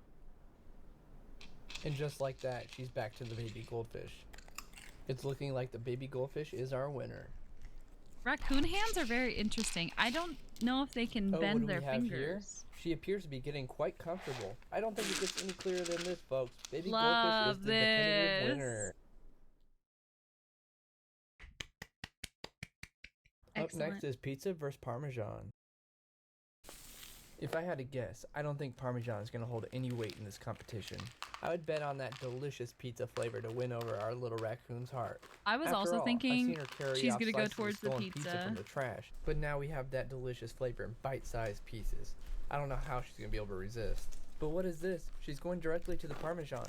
Is she just giving the competition a chance, or is it so delicious it draws her right in?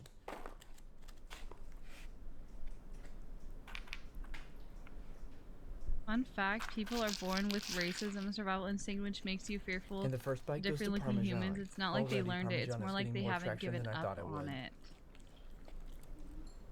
She gives a brief look towards pizza and quickly turns away. She snubbed that pizza flavor faster than most of y'all's chance at a second date. I don't know It's not looking good to one of about America's that. most popular foods, pizza.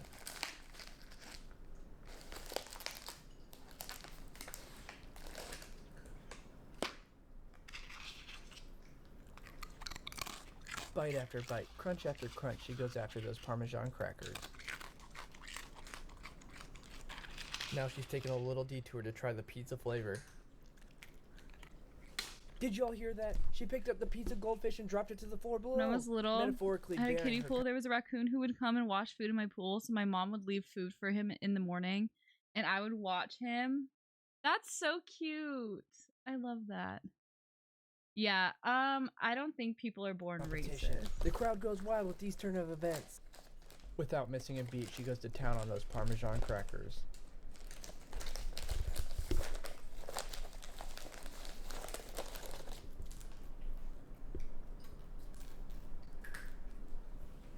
She sits down to signify she has chosen. Now she's just gonna sit back and enjoy the spoils. Parmesan takes the win.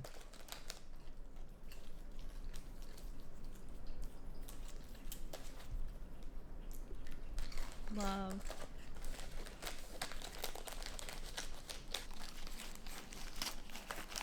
I think I need a raccoon.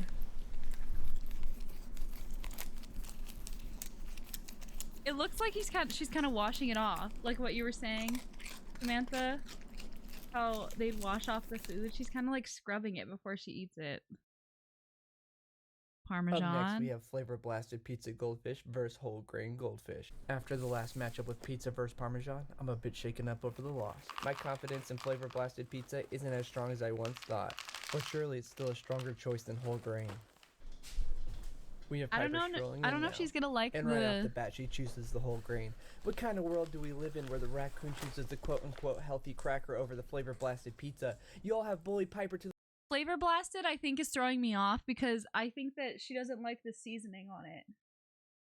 Oh, I've seen this. I like this. Raccoon Cowardly, welcome back. the point of only going after healthy flavors. Piper's so fat and chunky and needs a diet, y'all say. While your raccoon is overweight, y'all say. Now you have her so self-conscious she's choosing the whole grain flavor over the Flavor Blasted Goldfish. Piper, just so you know, the vet said you were healthy and you don't need to listen to them. They don't know anything about raccoons, and that raccoon anatomy just makes you look fat even when you aren't. But there you have it, folks. Whole grain is the winner. Was someone yelling at me Our next earlier? contestant. I was asking if you remembered where we watched the Lisa stream. K-Dog was saying she remembers me pulling it up from YouTube. I don't remember me pulling it up from YouTube. I don't think I uploaded it on YouTube. I think it's downloaded on my computer, but I just couldn't find it. I don't know if you remember at all. It's our Flavor Blasted Cheddar and Sour Cream versus Colored Goldfish. Okay, I think At she's this gonna point, pick the I can colored. scarcely tell if flavor means anything to Piper. It wasn't on So YouTube. we'll have to wait Cowardly, and see thank which you. comes out I on knew top. you'd remember. What the heck, did the assistant just eat a goldfish? How did this guy even get this job? Probably a little bit of nepotism going on if She's you gonna ask me. pick the What'd colored you one, say? I think. He's related to the raccoon? Figures. Okay, so right off the bat, she heads towards the Flavor Blasted Goldfish. She likes Maybe she has some cheddar and sense sour after all. cream. That's crazy. And just as quickly as she came, she's headed over to the Colored Goldfish. Already, it's not looking good for the Flavor Blasted. After snubbing the Flavor Blasted time after time, you begin to question what's really going on. Maybe it's not a health choice like we first thought, though, but more of a refined palate. Piper can taste through the extra frills and gimmicks and get down to the meat of it. And here she says the Colored Goldfish have a better flavor profile, not clogged by the extra seasoning. And if you ask me, that's what these taste tests are all about. Figuring out once and for all which goldfish is truly the best. And Flavor Blasted is nothing more than cheap tricks and a bag of lies. Real. But let's get back to it and see this deliberation. She walks off to be alone with those Colored Goldfish, but we're not letting her off that easy. Even with those Flavor Blasted back up close, she still turns to the Colored Goldfish. I But think let's see she if we can doesn't change like her- when things have seasoning on them. That's my guess. Everyone. Oh, need the autism test was uploaded though? Oh god. Mine. Anytime that there's one that has a flavor blast of seasoning, she doesn't With one pick last it. nudge, we finally piqued her interest. She's giving them another try.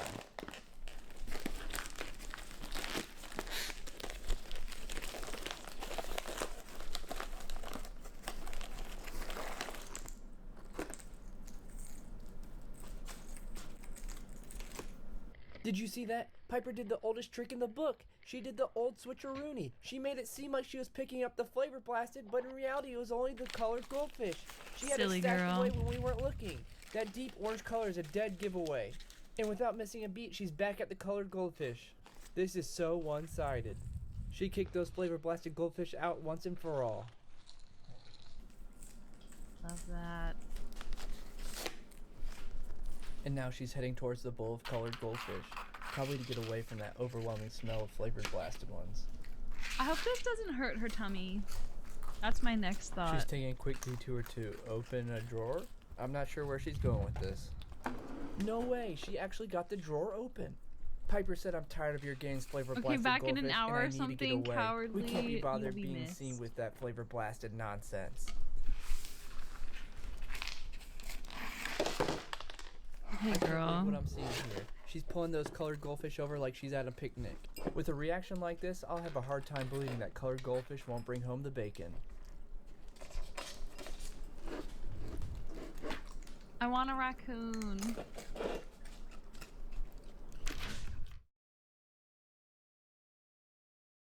You can't Now eat we're at moving into everyone's the house. semifinals. Samantha, Up first, we have real. baby goldfish versus whole grain. So real. We were surprised by both. Sometimes people will bring in food from home to my work that they've made at home, and I'm like, I know that you have multiple cats and dogs, and for that reason, I'm out. To who will win? I love baby goldfish. They taste better. It's a fact. Piper has entered the stage. She gives a test sniff to each of our competitors. She definitely appears to be spending more time at the baby goldfish. Hell yeah, girlfriend. And the first bite belongs to goldfish. From what we have seen so far, this spells disaster for our whole grain competitor. Now it appears she's coming back for a second round. Will the second bite seal the deal, or will we see the tables turn in favor of whole grain? She appears to be struggling with getting another goldfish out. I wonder how this delay will affect things. Will she grow tired of trying and give up and head over to the whole grain? Or will she persevere and get that goldfish she's working so hard to get? For real. It turns out she's going to go for the lower hanging fruit and take one from the bowl. I don't think this initial struggle will affect her choice after all. And she dropped it. What does that mean for the future of baby goldfish? She's headed over to try out the whole grain. It appears she's liking what she sees. It's so good she's running off with it. They really don't use their, like, they don't bend their fingers at all. But there you have it, folks. Whole grain takes the win. An important win at that. Whole grain? That's a shock. Moving on to the last matchup before the finale. I think it's going to be goldfish versus colored goldfish. After the absolute embarrassment I think it's going to be colored Parmesan goldfish versus flavored blasted cheddar and sour cream, I'm having a hard time imagining a scenario where Parmesan will actually win this round. It appears we had a fan sneak onto the field to taste test the goldfish. By the looks of it, he chose the Parmesan. I wonder if our raccoon friend will share the same sentiment. Here we go. Piper has entered the arena. She knows the scent of both of these all too well. I have a feeling she will sniff them out in an effort to size up these two competitors. After our furry friend chose the Parmesan, I'm not so sure this round belongs to the colored goldfish like I once did. She's nonchalantly reaching for those Parmesan crackers. Did we see some foreshadowing earlier, or are we going to have another upset like those baby goldfish? And already This raccoon is better than Tom Nook. Tom Nook is capitalist scum. Yeah, and he's teaching his sons the same Let's see how thing. strong her decision is. Let's Tom Nook. And see. Hey, come on, let me move them real quick. Come on, This it's for the show. raccoon, she's just Okay, now that we hungry. got her Who up, can blame her? Will she choose the Parmesan once again? And already she's moving towards those colored goldfish. Did she make too hasty of a decision earlier? It wasn't too long ago where she dragged the whole bowl of colored goldfish away. It seems like she made such a quick decision based on how strong her connection was. But it seems like she's just going to casually throw it all away. Everything they've been through, everything they experienced, just for a taste of those Parmesan goldies. Parmesan goldies. She drags the bowl to her once again, sealing in her final answer. Parmesan wins the round. Parmesan.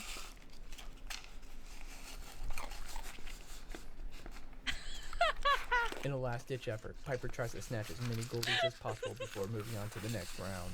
This is not looking good for her competitors. I wonder if her tummy hurts.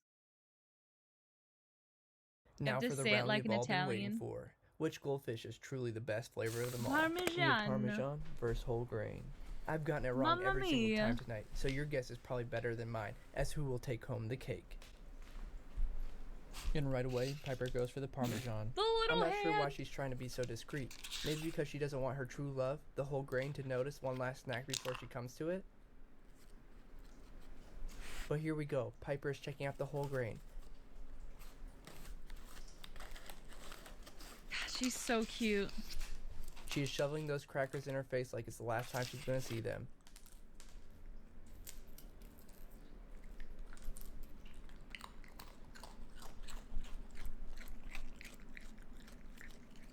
I don't know what it is about those whole grain goodness that she likes so much, but with such an aggressive snatch of that bowl, I've never you had know there is no whole other cracker grain for her than those goldfish. delicious whole grain. I think I've had every other one that she's tried. Once Not again, this Piper one. sits down to enjoy her spoils, putting the last nail in the coffin, making whole grain the top dog. I definitely didn't see that coming. But there you have it, folks. Whole grain is the undisputed winner, claiming the title of the tastiest goldfish. That was unexpected, I must say. But this is the scientific method that I believe in. I came back. What did I miss? You lost a follower. I know. I think it was that person who was trying to self-advertise, and I said, I don't want it. I'm a Cheez-It person, not Goldfish. Marokazam, I also love Cheez-Its. Yeah, that person was kind of annoying. And then we had that person who thought we were not born a blank slate, but we were born a racist. Isn't that crazy? Okay, I kind of want to watch this one. Do you guys want to watch a JCS video?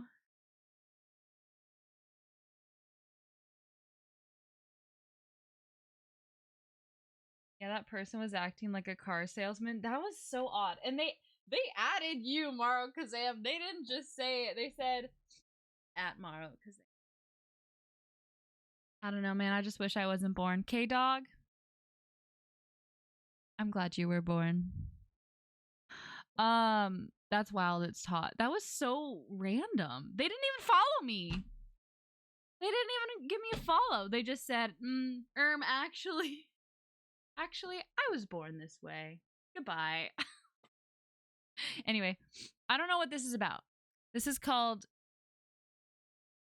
Black Swan.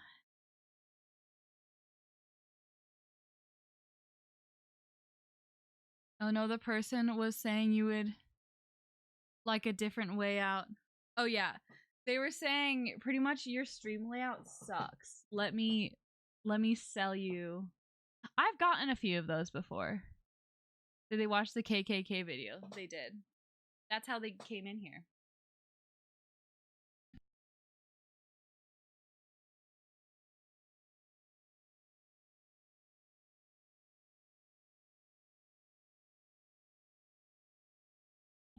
They were like, what can I do to get you into a new stream layout? I've had a few people like that. Every time I send them to my Instagram and I'm like, oh, want to send me a message on Instagram? I'll read it there. And then they just advertise and then they say, I don't want it. That German name person, I looked up their following list and they were following Asmongold. You can look up someone's following list? I only recently learned that you guys can see who's watching stream. I didn't know that you guys could also see that. They're so real for that. Okay, I'm gonna move my pizza crust. Yes, I don't eat my pizza crust. Okay. It's this tool.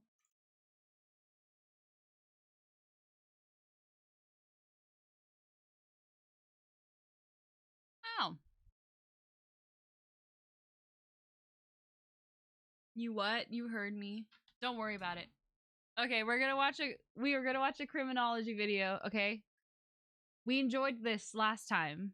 This is newish.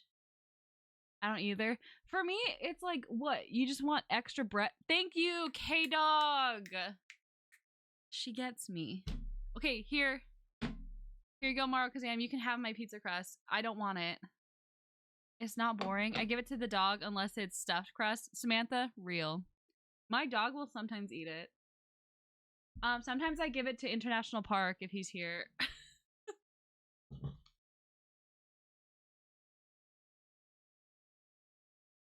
Criminology, boo. Okay, dog, I can save it if you don't want to watch this. Is there something else you guys want to watch? This is just something that I've had saved up for a little bit. Let me look at the Discord.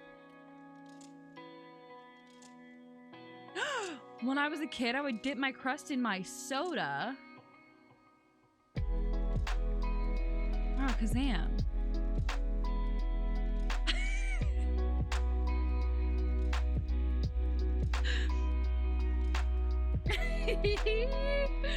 I did criminology with psychology for my degree in uni? K-Dog, I didn't know that. Shit on my shirt. Don't, that is scary. Did you just call me scary? I actually get that a lot at work.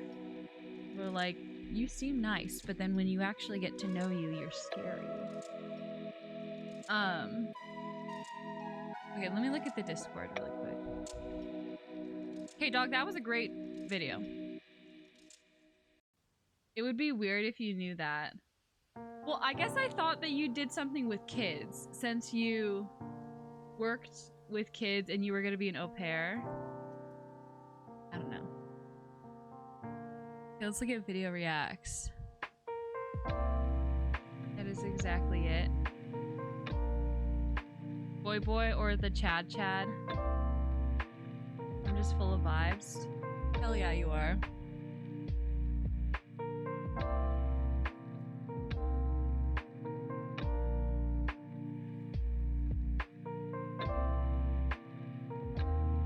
I do want to watch the JCS video, but I'm down to save that for later because it is kind of long.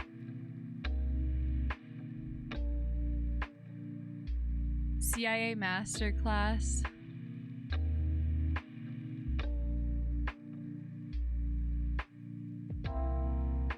Lisa stream. K-Dog, you missed it. Cowardly came back to confirm that it was not on YouTube, but it's somewhere on my computer. So if I remember after the stream today, I can look on my computer for it. I swear I saved it and changed the name to like Lisa. Play Sims. Oh, so you want me to kill myself? Now do it.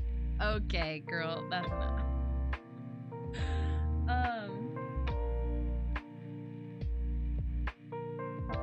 I love Boy Boy.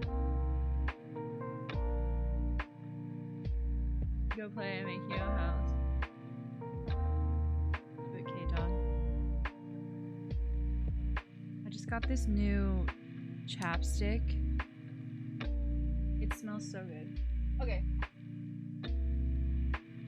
Let's watch the new Boy Boy video. For the record, this is one of my favorite YouTube channels ever. I've been watching them for a very long time. I take pride in the fact that I've watched them. What's Boy Boy? Maybe you're about to find out. I hope that other people like it. I know that Maro Kazam's gonna like it. That's not saying much. Kidding. This CIA Masterclass is insane. Two very nice Australian boys. Did you ever watch the Janoskians? The name sounds so familiar. I don't know. I don't know what they did. Oh, those guys are fans of Reina, I think. Cowardly, you're right. They're subscribed to me. I think they're just like a silent chatter. You know, they don't chat, but they're subscribed. Yeah, isn't that crazy? How long have they subbed for? A little while. I think 2 months, maybe 3 months. I don't know. Anyway, this is I bet they use your emotes all the time. Exactly.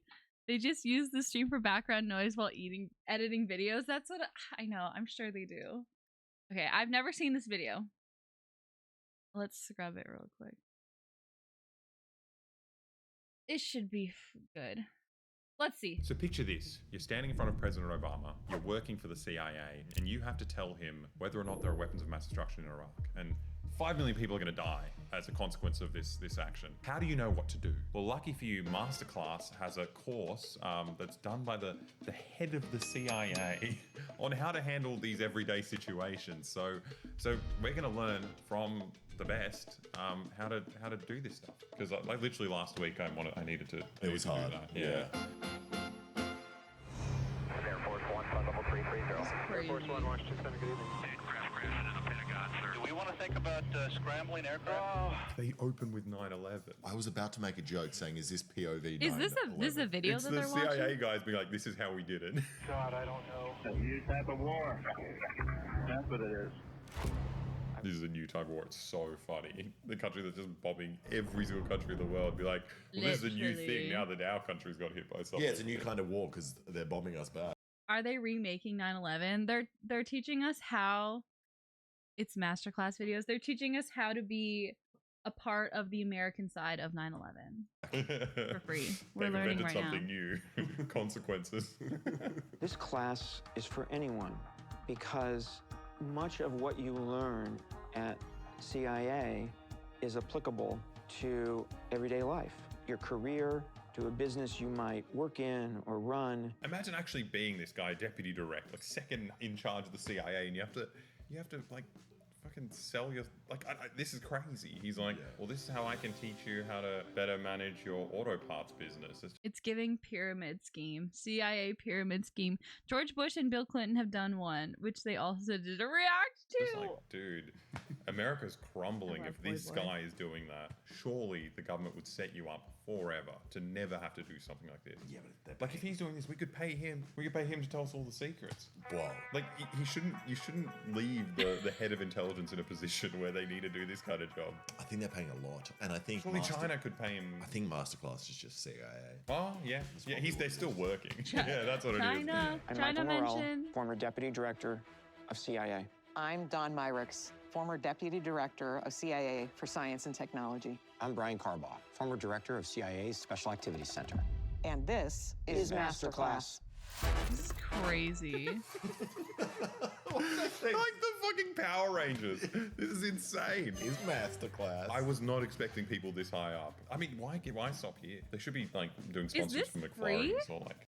Is this a free video that they're watching, or did they pay for this? You know, those torturing methods the CIA has done, you can apply those to your job. Hell yeah! So the fucking secret sauce. It's 2 all beef patties, special sauce, lettuce, cheese, pickles, onions on a sesame seed bun. I know a lot about secret sauce, and then I want like people like Abu Baghdadi. What's his name? Abu Bakr al-Baghdadi. Yeah, give me some like high profile terrorists. Just keep going. Why don't they work there anymore? K-Dog? I was thinking the same thing. They're like, former head specialist, da-da-da-da.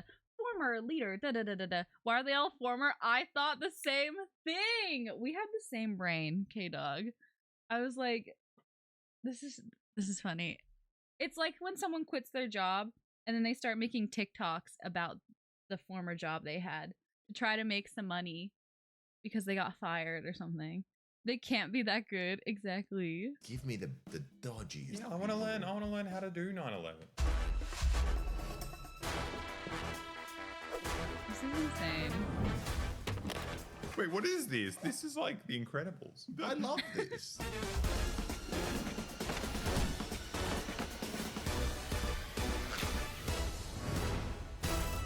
That was very cool.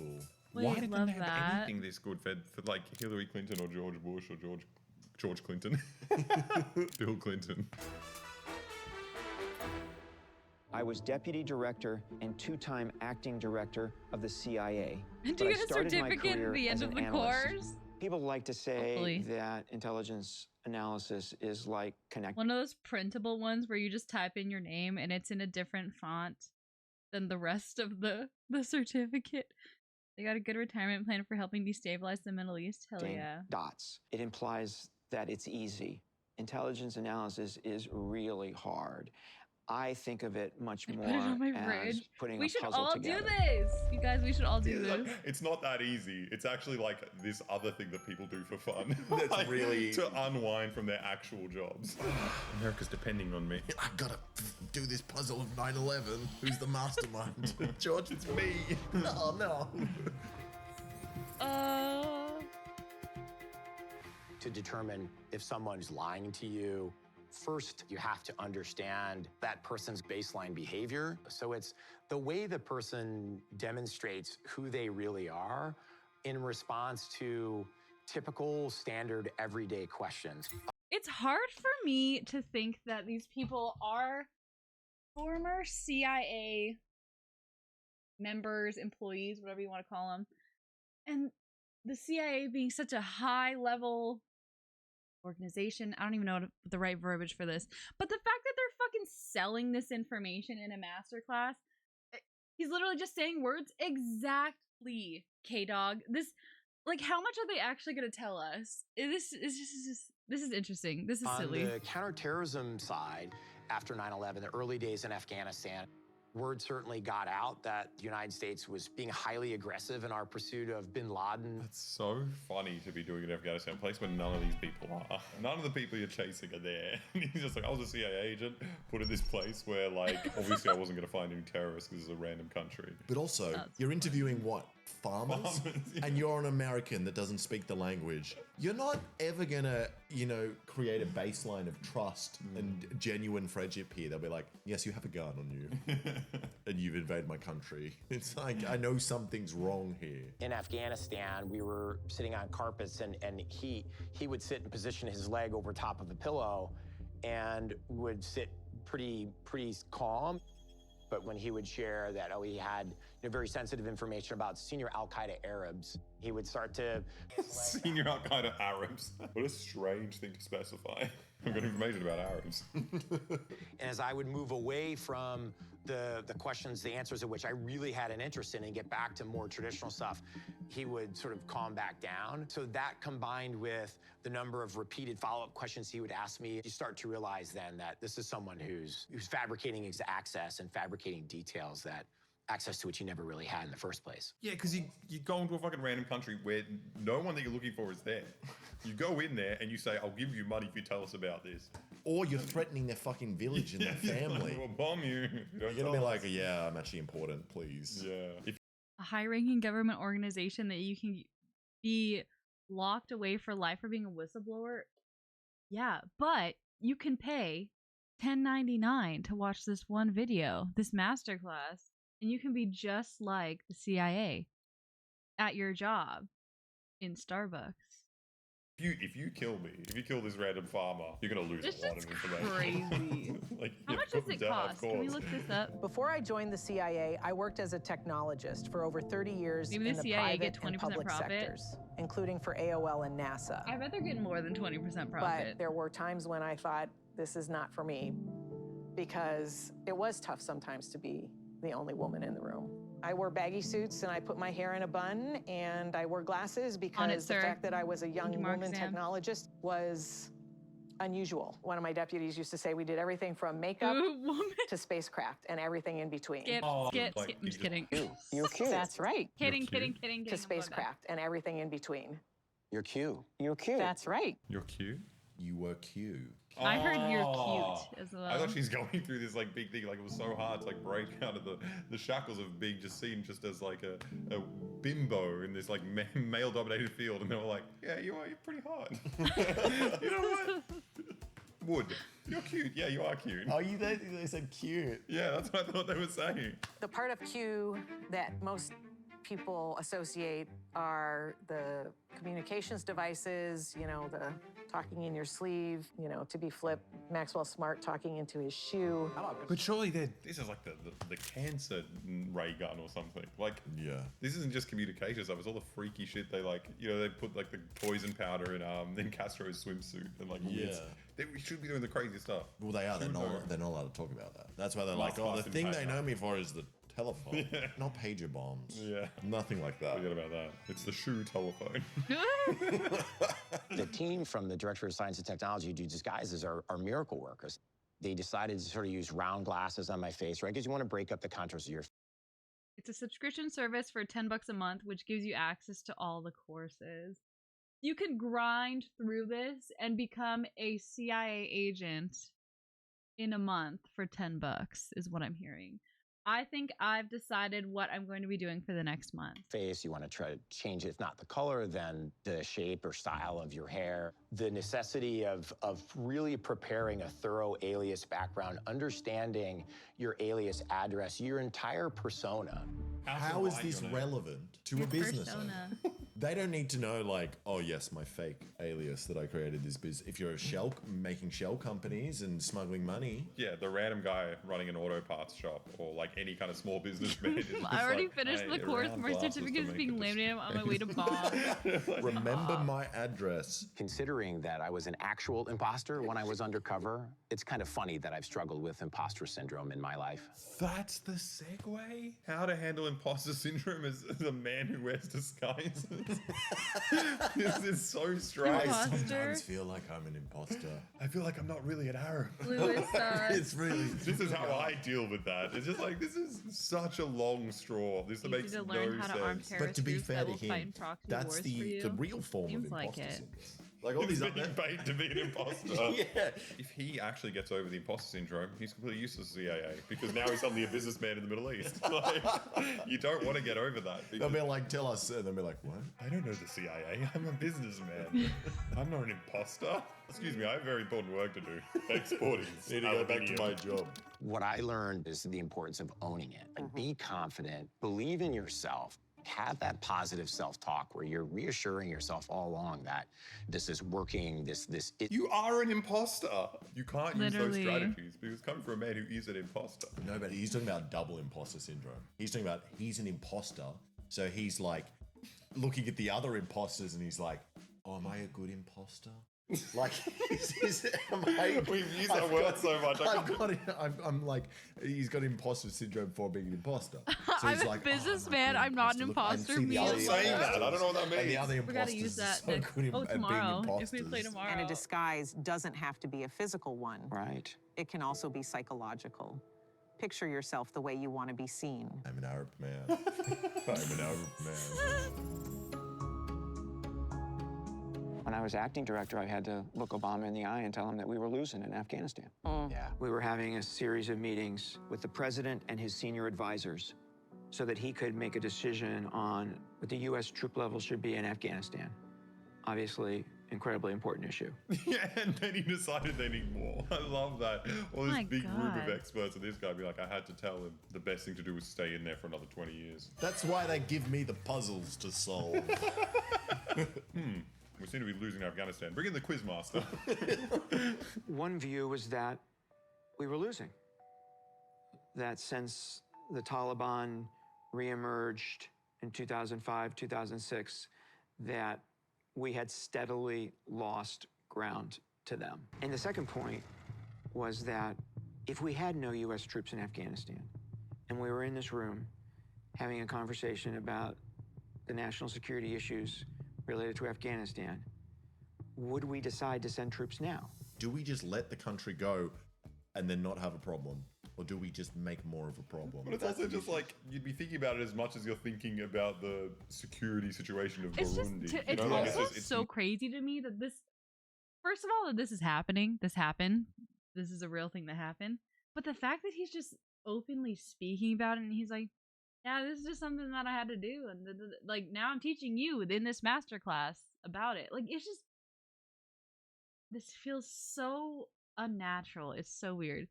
Could have closed his eyes. whilst he It's just said not a it. thing because you haven't invaded this random country. But also, what makes it a thing is the fact that you keep invading it and you keep troops there is the only reason why you're now a target for extremists in Afghanistan. So the Literally. best thing to do is pull out, maybe even just apologize and give everyone a lot of money and be like, please, we are sorry. Yeah. If the president is this man that he's explaining, this man who just like wants information on how to make the best decisions. The CIA funded these guys.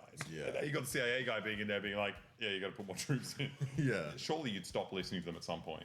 After 12 years of war and so many lives lost, I knew there might be some strong reactions to our analysis. It takes courage not to be swayed by the President of the United States or the Chairman of the Joint Chiefs or the head of all U.S. troops in Afghanistan. It's so funny that you made the wrong decision and you're just like, and no one even influenced me. It was all me. Like, I made the mistake all by myself. We watched another masterclass where it's like they talked about the same decision of sending in more troops. And it's like you're just admitting to doing horrible, horrible things in this inspirational business class. But because they're being paid to like be the person imparting the crazy. lesson, they have to pretend that they're the ones who did it. It's just Yeah. the best. 5 million people.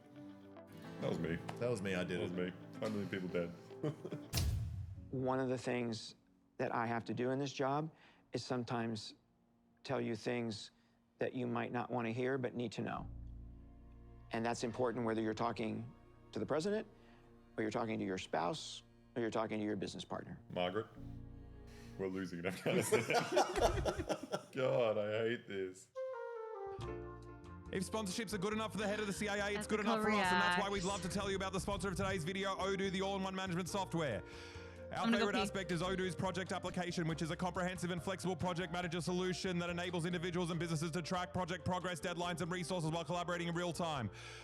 The best part is you can choose between these 3 attractive views. Number 1, Kanban. This organizes tasks by stage, which you can move around like sticky notes, which keeps your pipeline well organized. Number 2, Gantt. This view is a timeline that gives you an overview of your tasks, their dependencies, and scheduled dates. Number 3, List, which is a simple list which displays all the data you need. You can also perform batch actions, which is both simple and also powerful. Within each task, you have the chatter where you can send emails and log notes and schedule activities like calls, to-dos, meetings, and more. All these features let you collaborate more efficiently by centralizing and managing information in one place and allowing you to collaborate in real time with multiple colleagues. The number 1 best part is it's absolutely free. Odoo allows you to manage your projects for free with its lifetime free first app offer, including unlimited hosting and support. So what are you waiting for? Click the link in the description to get Odoo today. In any kind of decision making, there are analytic biases. Bias is a filter that you put information through that leads you to the wrong conclusion. You can't laugh every time you see a picture of 9/11. They do it so much. And what pisses me off is that I can't show anything from 9/11 on YouTube. You guys don't know what this is. You can't see what we're looking at because we can't show this stuff on YouTube. It's a picture of 9/11. In the torture video, I had the most horrific stuff. Man talking about being like sodomized every single day by a prison guard and like a little animation of that. Just a picture of a building with smoke on it. That's too far. But what we can show for some reason is it an Indian tile commercial? I was really the quick. concrete. I've used every single time I've referenced 9/11 in our videos. I've used an Indian. Finally, concrete. someone reacting Which you're with probably looking at right now. information. To be fair, you're probably watching it right now because we can't show you this picture. But the amount of times they fucking jump I missed scared us it. with What's 9/11 in this happening? video, it's just like they're showing off. The United States government says you should be on alert because new terror attacks could come at any moment. President Bush is deeply concerned about terrorists getting their hands on weapons of mass destruction. In Iraq, we had a government that had relationships with terrorist groups. They knew there were no weapons of mass destruction. They're still trying to justify it. He was the only one who didn't know because he was doing puzzles all day. We didn't know. I don't know what everyone else was talking about. I had no idea. And also, once had weapons of mass destruction, had a chemical weapons program, actually used chemical weapons against the Iranians and against their own people. Yeah, you gave it to them. That was the war that you guys fucking did. It's crazy. They were backing both sides, giving everyone all the shit they wanted. Well, that's It's how like they know they had them. President Bush deeply concerned that Iraq could give its weapons of mass destruction that we thought they had to Al-Qaeda. Colin Powell presented that report to the UN Security Council. It's just crazy how badly they fucked up that country. Yeah. Like, it's crazy because Iraq was like considerably more developed than Afghanistan as well. It's like you get into it and you're like laughing at the video and you're like, oh, wait a minute, this guy, like the guy we're actually watching, like just fucked up all these people's lives. At least this guy died from colon cancer or whatever. Now No, we are it's just his back name. to this His vomiting name was around to Colin prevent them Powell. from having a Yeah, but he nuke. died from colon Yep. cancer. No, we did this in a previous reaction. We were Never wrong. learned. You've confused his name with his method of death. Oh, okay. How did Colin Powell die? COVID. Oh, what? It's just because his name's Colin. Whatever. I'm holding on to that. It's essentially why we went to Nice war in one, Iraq. America. Turns out we were wrong. Turns yeah. out Saddam Hussein, the leader of Iraq, the dictator of Iraq, did not have weapons of mass destruction. He did not have chemical weapons. He did not have biological weapons. He was not reconstituting his nuclear weapons program. L, no big weapons. We thought all 3 of those things. The hardest thing for an analyst to understand are the intentions of a foreign leader. I'm so shocked. It's just so stupid just lying in this thing when you're already an irrelevant man. Yeah. It's so stupid. It's like, no, you wanted to invade Iraq. Yeah. There are other reasons to invade Iraq. Yeah. Yeah. Also, you have weapons of mass destruction, which you use on everyone. So, can we invade you? Can everyone invade America? And we got the I'm analysis confused what they're wrong. teaching me. Who? The Australians? He just told me he was wrong. Exactly. Okay, yes. I understand what you're asking. I don't think they're teaching us anything. I think that this is a scam. It has Because to be. 4 or 5 different kinds who's of signing up for this analytic masterclass? bias came together in a very rare way. The first bias was we wanted oil. So am I we learning wanted to be steal wrong? their I think oil. so. I That's keep what it forgetting is this to be about an our day-to-day American. life. I think this is actually exciting because they're talking about actual stuff the CIA stuff. Then I'm like, oh wait, this is meant to be for someone to learn something. Yeah, learn from your mistakes. Teaching how to lie Are about you your really coworkers having toppling a W&D. because you think they have weapons of mass destruction. It's very relevant to my business. Yeah. We knew he had chemical weapons. We knew he had a nuclear weapons program. So I already do we that, though. filtered Yeah, 'cause you finished everything the we masterclass, saw we heard. in the aftermath You of did say that through that filter. So much of this is absurd because, like, they knew he didn't have it, but then let's say they didn't. You know how many other countries out there have these weapons? Yeah. You gonna invade India? I Like, think I'm just like, why is literally- Iraq the important one here? Like, is it possibly because we had other reasons for invading that country? Yeah. No, we just want to make sure Iraq specifically doesn't have the weapon. Everyone else can have them. This country, this one cannot. We also had something that I call pendulum bias. We actually missed the nuclear weapons program the first time around. It was much further along than we thought. So we didn't want to make that mistake again. So the pendulum swung too far back. What would you want to say? He's talking about it the same way someone talks about like why they lost $10 on like a bet. Like, oh yeah, I thought the Lakers won last time, so the Lakers have got to win again this time. It's like, no, you're talking about invading a fucking country. The last bias is mirror imaging. Mirror imaging is when you say, here's what I would think if I were Saddam. We are currently the worst country in the world, and we're incredibly violent. We love to invade countries. If Saddam was us, we should probably stop him. If Saddam was us, that sounds like the kind of guy you'd want to stop. Yeah. Just like telling on yourself, being that stupid. Yeah. If he thought like us, he's probably evil. What the analysts thought was that Saddam would never give up these weapons because they would never give them up if they were Saddam. If the CIA had this stuff, we would use it on civilians immediately. So we have to stop Saddam, who is us.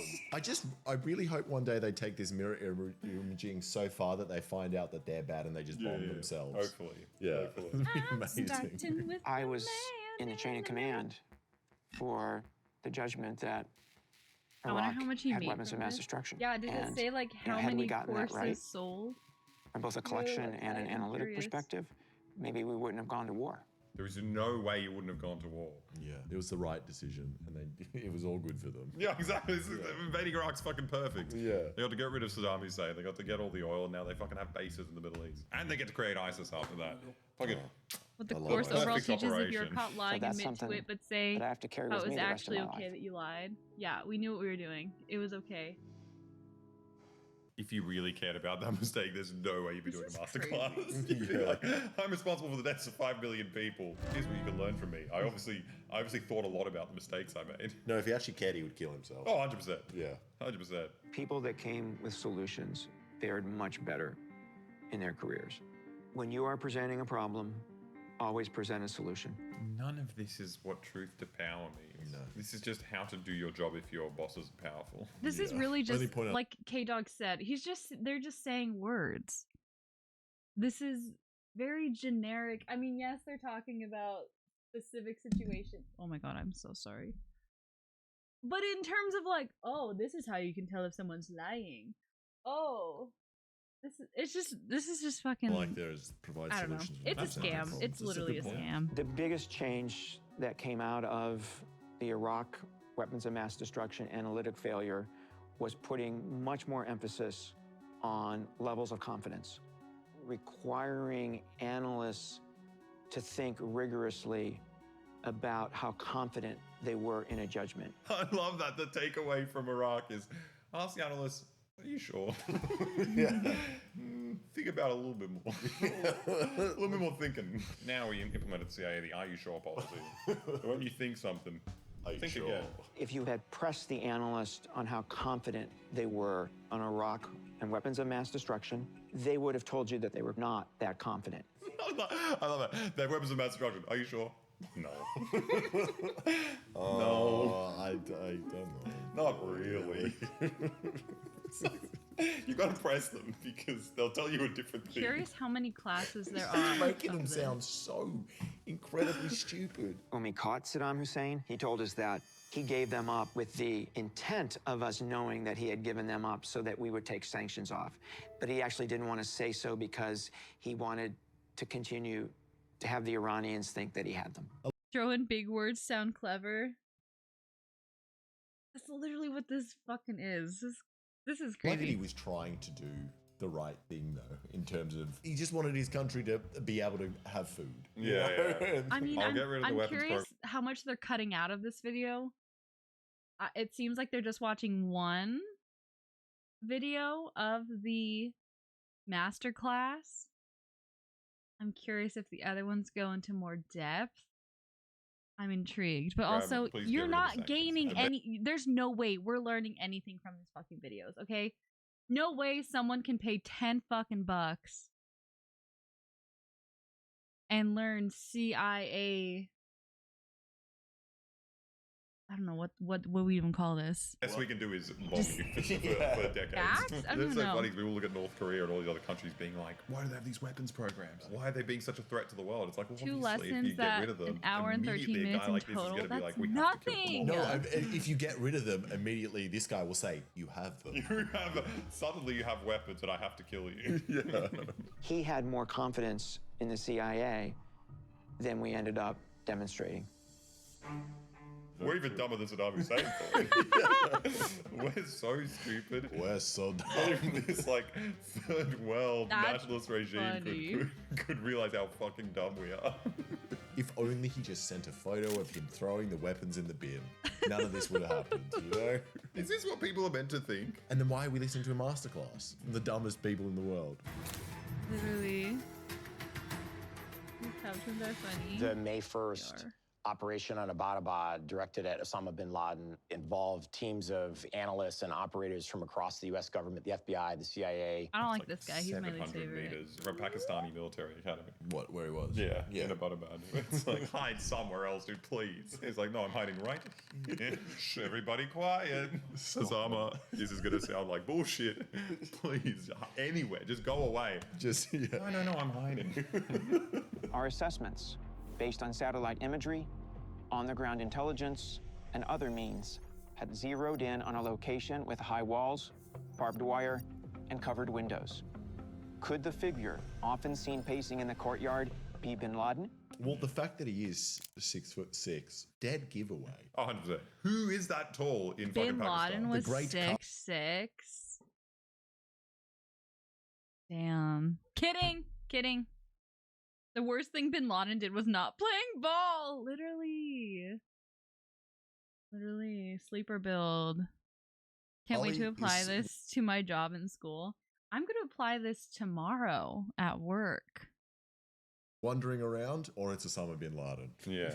The top analyst tasked with finding bin Laden looked at the president in the eye and said 95%. And I told the president that I was only 60% certain. And Obama turned and said, Michael, does that mean you would not do this?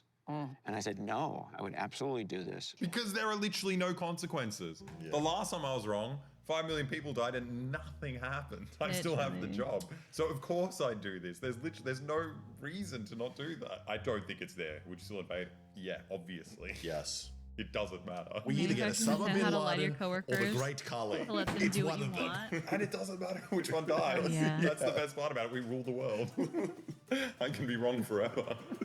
President Obama was willing to take the enormous risk of sending the SEALs to Abbottabad to see if bin Laden was there, the enormous risk to the lives of those SEALs, the enormous risk to the U.S.-Pakistani relationship, the enormous risk to U.S. reputation. He was willing to take. Why didn't they just add him an air tag in the post? And then they know where he is. Unfortunately, this was pre-air tag, K-Dog, but I think you can apply that to a future masterclass. So I look forward to joining your masterclass because I think you've got some really good things up your sleeve. Send me the link once you've created one. Thank all you. that risk because the potential payoff was so high. If we went and I we do got think bin Laden. In everyday life, people take hundreds of risks. What we're talking about here in terms of risk management is relevant to every person on the planet. I love their segues are actually amazing. I wasn't completely sure if Osama bin Laden was at Abbottabad and a couple of SEALs might have died if I was wrong. How are you going to do your shopping list today? Yeah, it's so funny. So what do we think of Masterclass? Terrifying. This is a first for me. Yeah. This is a first Me for me. too. Never thought I'd do something like this. Yeah. Just the number of parallels between what we did in CIA and how that crosses over into what we're doing now and what people experience in their everyday lives. This is like textbook the shit we have to do for sponsorships, and it's so humiliating that the biggest intelligence organization in the world is like, yeah, that's why Odoo is very important to us. Actually, that is why Odoo is really important. Yeah, it to us. is. Yeah. I didn't think of that. Yeah. It's the all-in-one business management software, just like CIA. Yeah. All in one. Yeah. It's so funny because this is same as every masterclass in that, like, the thing that makes the CIA masterclass interesting is the fact that they have killed and done so many horrific things, but then they're not allowed to talk about it.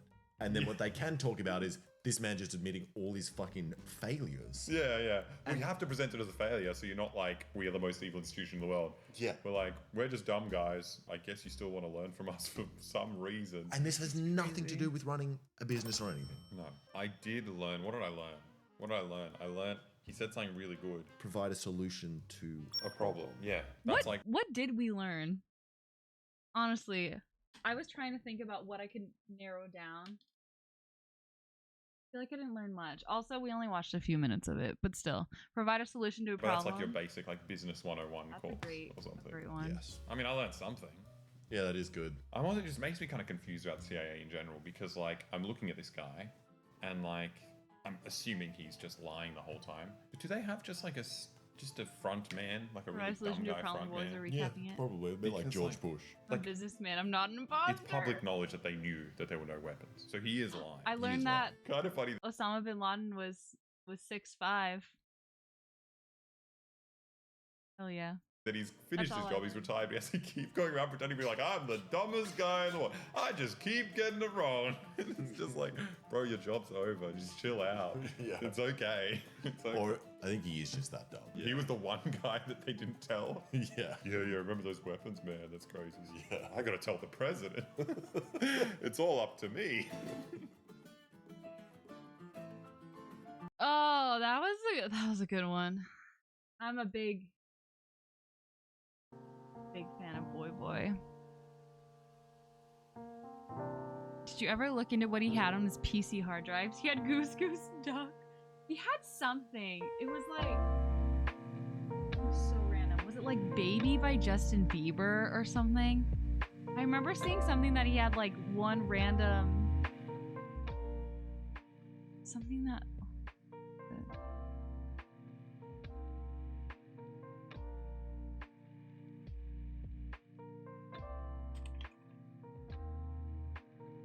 have on his laptop.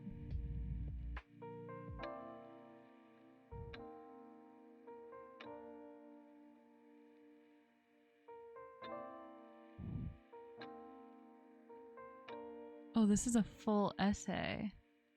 It's 210 pages long.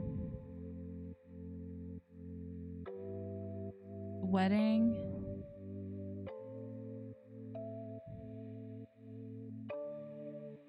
Had videos on how to crochet flowers. Pirated Nintendo DS games, Hollywood films. Is this accurate?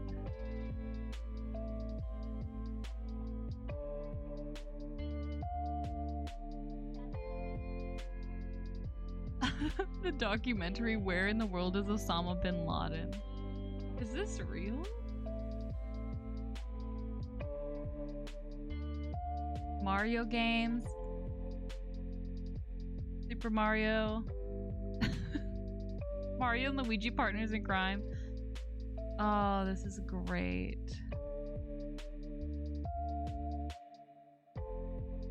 Anyway. Okay, I want to watch. Maybe we need to cleanse our brains. What animal videos should we look up? God forbid you love gaming? For real. Look up. Shark Week. Let's look up something Shark Week related.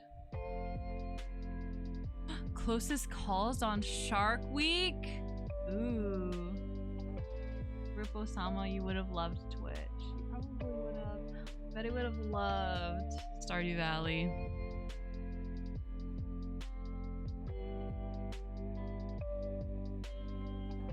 Most terrifying moments from Shark Week. Do you guys like sharks? I like sharks. I love sharks. It's Shark Week. I think we have to watch at least. I can see him playing Hot Dog Bush.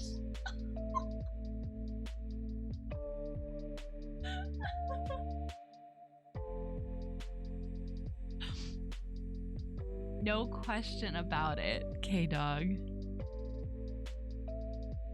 Oh, that's fucking funny. Okay, let's watch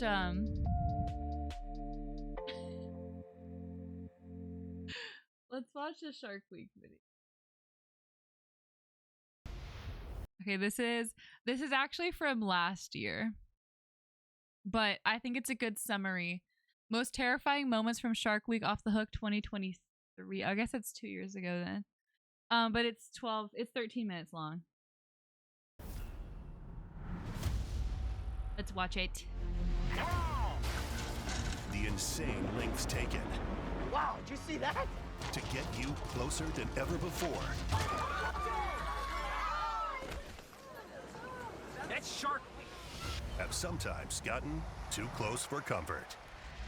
I've never seen this, In so the I don't know what Arctic this Circle, shark researchers are diving into freezing waters to find one of the rarest sharks on the planet, the Greenland shark.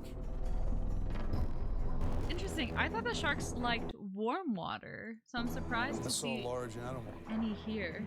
I thought it was a narwhal without a tusk. I was eye to eye with a Greenland shark. I wasn't sure what was going to happen, so I thrust the big camera out and bumped him in the nose a few times. Since then, we've learned all this super cool stuff. The Greenland shark can live to up to and over 400 years. They also are— That's fucking crazy. 400 years. There was a hot minute where Gen Z kids saying maybe Osama had some good ideas and his letter to America was going viral.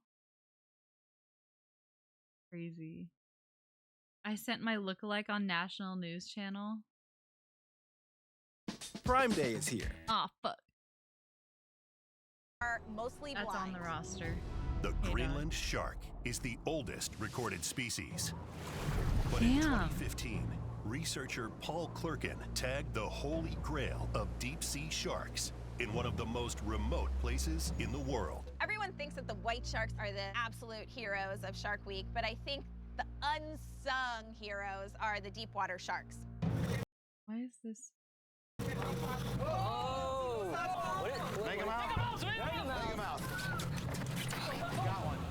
On the last night of filming, the trawling net accidentally reels in a 15-foot megamouth shark. Paul leaps into the pitch-black shark-infested waters to attach a satellite tag. All right, here we go.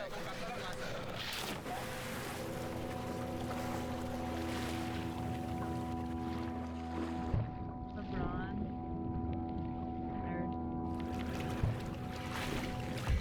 That's a chunkster. That is a large shark. Okay. It's good. The tag's in? Yeah, the tag's in. We cut the net to get it out. She or he is thick. Be super careful. Megamouth is what they've been calling your mom. I could see that. Okay. Watch it. Okay. Yeah, man. Come on. Gotcha.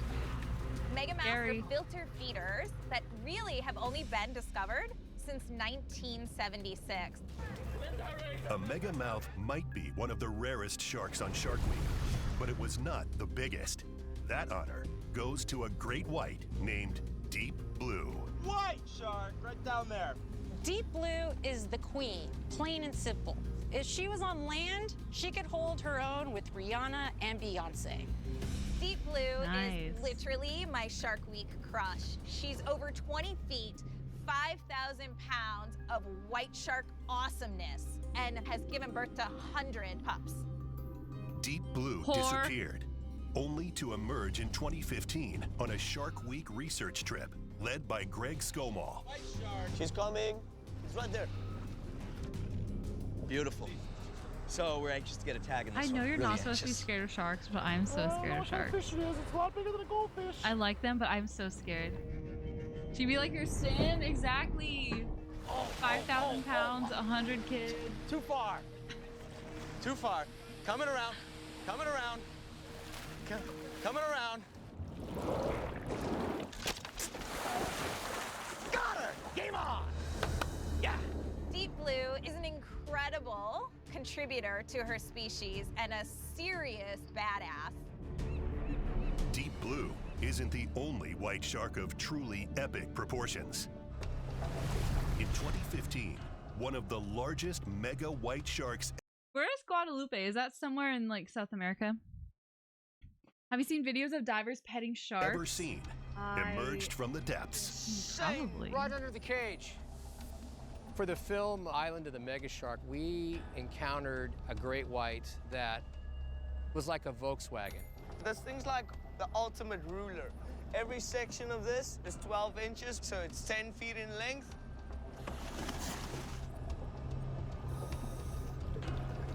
She's coming up! She's coming up! Holy! She's massive! I mean, Oh, look at this. man. Here it is. Oh my In the God. Caribbean. This Thank is you. its stomach. This cage. Exactly in the same place. This is perfect! She's got to be over 20 feet. Weight-wise, I'm basing it on the proportion of the belly to the dorsal. I'm gonna say 5,000 pounds here. We got the snapshot. She was huge. We're pretty sure she was pregnant or close to giving birth, or she swallowed an entire elephant seal. Oh my Dude, God, that is really yeah, the she's biggest shark I've busting ever at seen the in my seams. life. Is it? It is gargantuan, if that's even a word. We have to make up a new word. Gargantuan. For how big that shark is, you have to make up a new word, I swear to God. I've been searching for mega sharks ever since that day, but nothing has come close until now. Dickie's quest to document the world's largest white sharks has brought him to the eastern Watch this coast of after. South Africa to film a behemoth white shark that was recently reported in these waters. Judging from that video, that is a really big white shark, and these are the exact type of megalithic white sharks that I'm looking for. All set, ready to boogie. In order to get close enough to Like, identify the totally shark, raw, Dickie so will use a radical, one-of-a-kind dude. shark cage, an open-sided model that will allow him to film from I the like that guy. seafloor. Let me just get my bearings. Have you guys ever gone scuba diving? One of my biggest fears is like the open ocean like that. I don't know if I could do that. Coming in, guys. This might be a good one.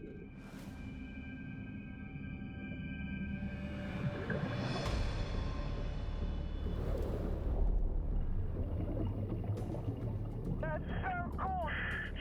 Snorkeled. Massive! That seems safer.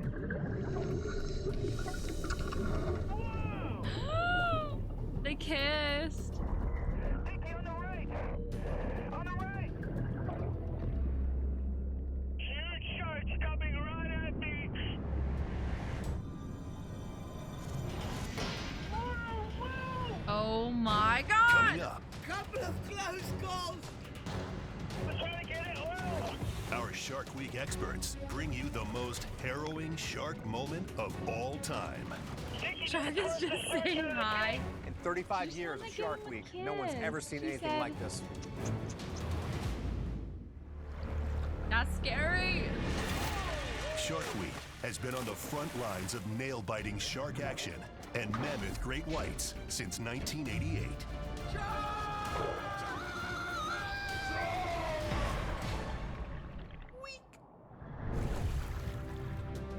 A kiss.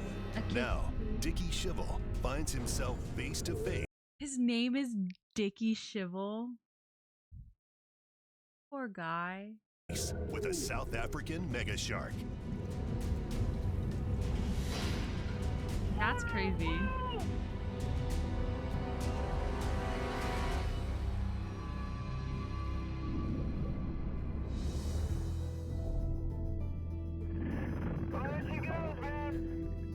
Oh my gosh.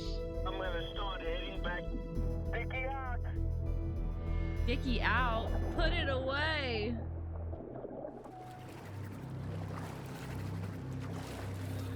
Massive white shark down there. Bit of a mishap. But still, what an incredible experience.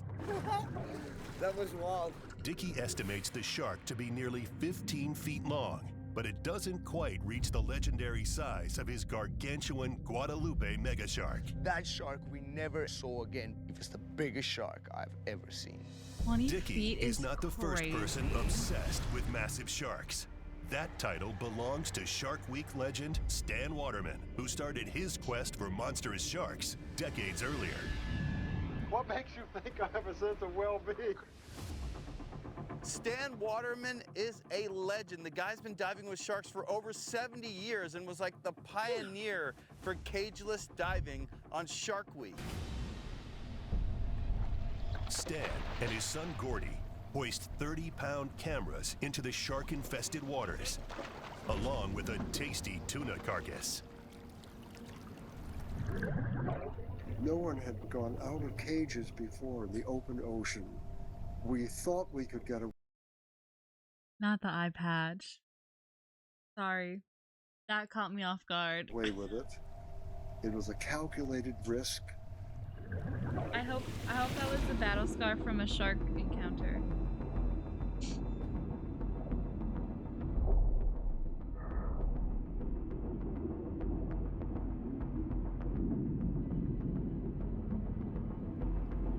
These were 8 to 10 foot animals, 30 or more, bumped us, pushed against us, jostled us.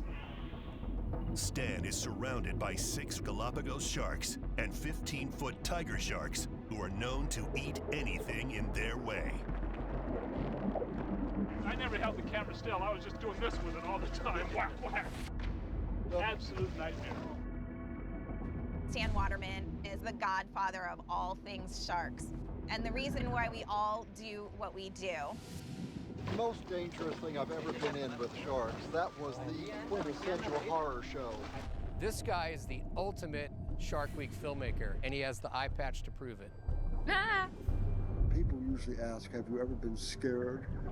We were all scared. Stan Waterman's fearless pursuit of sharks exposed their unpredictable behavior. But 2017's great white serial killer extinction would remind us yet again of the power of their bite. All right, get ready now. It's game on. These sharks have teeth like steak knives. You know, they remove the flesh and then they just swallow it whole. So they don't chew their food.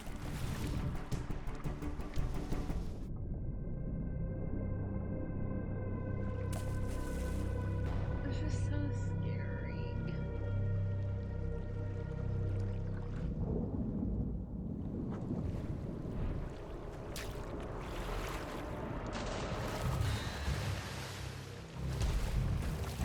Think about a 10-foot mousetrap smacking down. That sound was nearly Jimmy's hand coming clean off.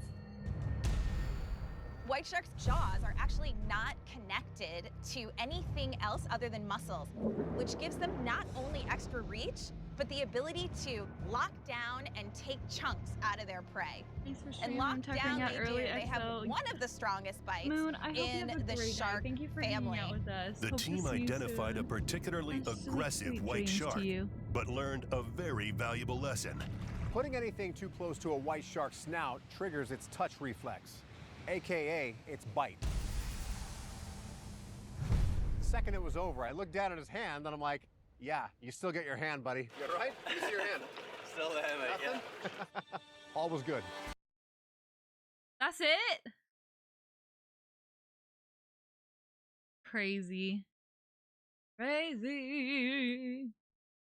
Shark Week. What's recommended on the side? Do you have anything else new here? Oh, you sent me this one. They thought peanut butter whiskey was crazy. Forget when I pull things from chat, it opens in an incognito window. No thanks. Retriever that wants love and affection constantly.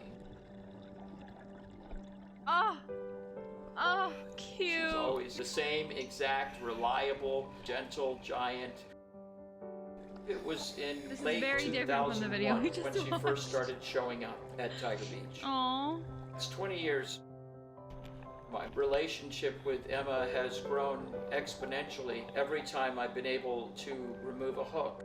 This And is so so far, different from the last video. The last one, they're like, this is big Bertha. She's thousands of pounds, and she's a whore, and she's huge. And this one's like, this is Emma.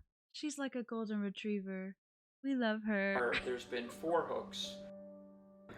January of The 2020 was the last time that I was able to interact with Emma, not realizing the pandemic would actually stop me from experiencing these encounters with her.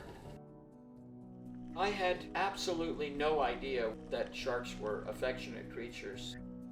A shark that I named Captain Ron swam into the area with a hook through its jaw, and I got this crazy idea I could gain a sense of trust with the shark so I could remove the hook. The shark. Sharks can love too. They aren't evil. I know. I guess I'm just trying to emphasize how, like, Shark Week, we watch Shark Week and we see these intense shark encounters, whereas this seems to be from just a small filmmaker, and he's kind of showing the humanity in the sharks. Although I'm not saying that Shark Week doesn't do a good job with, like, talking about how important and, you know, I feel like, I mean, that video that we just watched was very much Shark Week still rules. It totally does. Loved having That his one was head just a rubbed. very, Within 2 hours, check out these I had crazy the hook encounters. removed. This one is like, I want to kiss Removing the the shark. hook was a game changer on the moment nose. for me.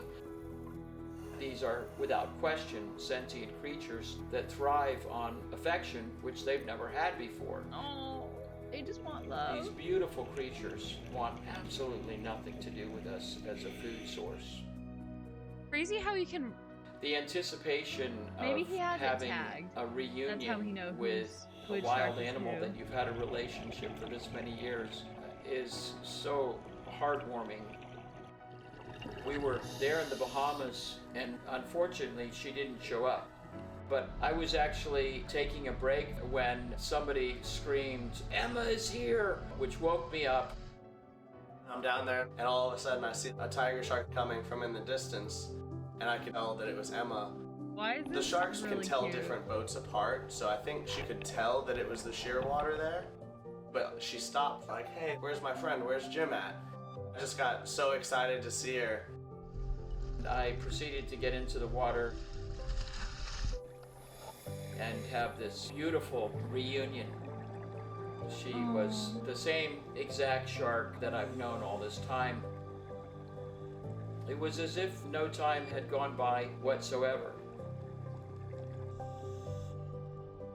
They look really soft. Like soft and squishy. I don't think there's another shark that even holds a candle to how lovable, how affectionate, and warm-hearted Emma is. She leaves me speechless. I don't know that there are really words to describe what it is like to have a friendship with a wild animal like this. But it's extreme joy, heartwarming, almost tearful. Love that. Special thanks to Emma. Cute. I enjoyed that.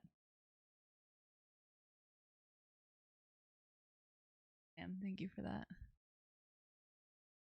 I sent my lookalike on national news.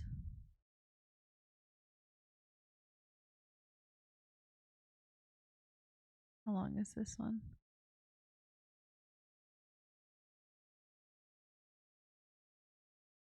"15 seconds. Oh, that's the ad. I'm like, what the fuck? Let's see. Skip. 15 minutes. If K-Dog is still here, we can watch. I really want to watch the JCS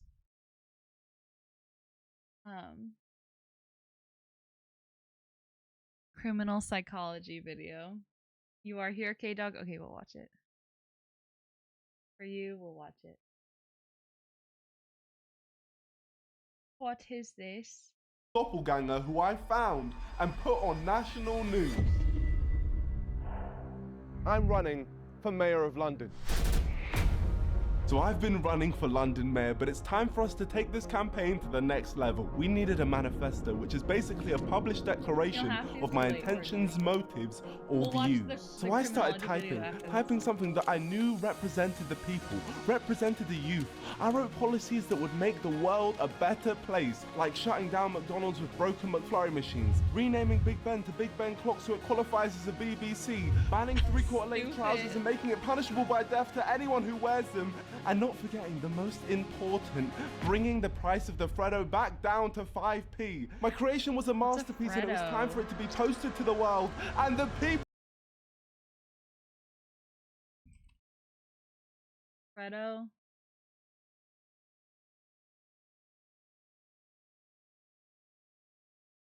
Oh, this is a rapper. Freddo chocolate?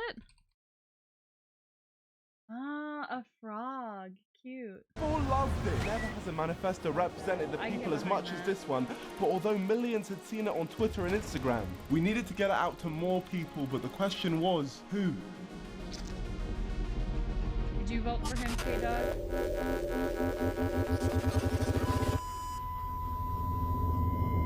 The first people to reach out to us for an interview was BuzzFeed. Ah, hello. Would you even describe yourself as someone that's like politically engaged or politically active? Young people aren't represented in politics. I didn't want to do this, but I felt like I had no choice. There's that Thanos moment of fine, I'll do it myself. How do you convey to the voter that this is something that you're taking seriously? I'm taking it extremely seriously. I don't know how I can convey it to the voters any more so than right now. One sec, sorry. This is very bad timing. Let me just tell whoever's at the door to go away. Oh my god. We're currently in an interview. Please leave. Thank you. Sorry, my apologies there. Yeah, no, we're taking this extremely seriously. What would you say are the characteristics that make up an NZL member? World domination. I think Hitler had similar ideas. Okay, no, but I don't. I'm not Hitler. I'm trying to do good in this world. I'm not trying to kill people. I'm the first good person to want world domination. Bye. I am disgusted to my core. You know, I can't keep doing this. Yeah, it's okay, I want world domination. That doesn't mean I'm a sadistic supreme leader. I am a supreme, even though I am a supreme leader. My spirit can't take being seen as some joke anymore.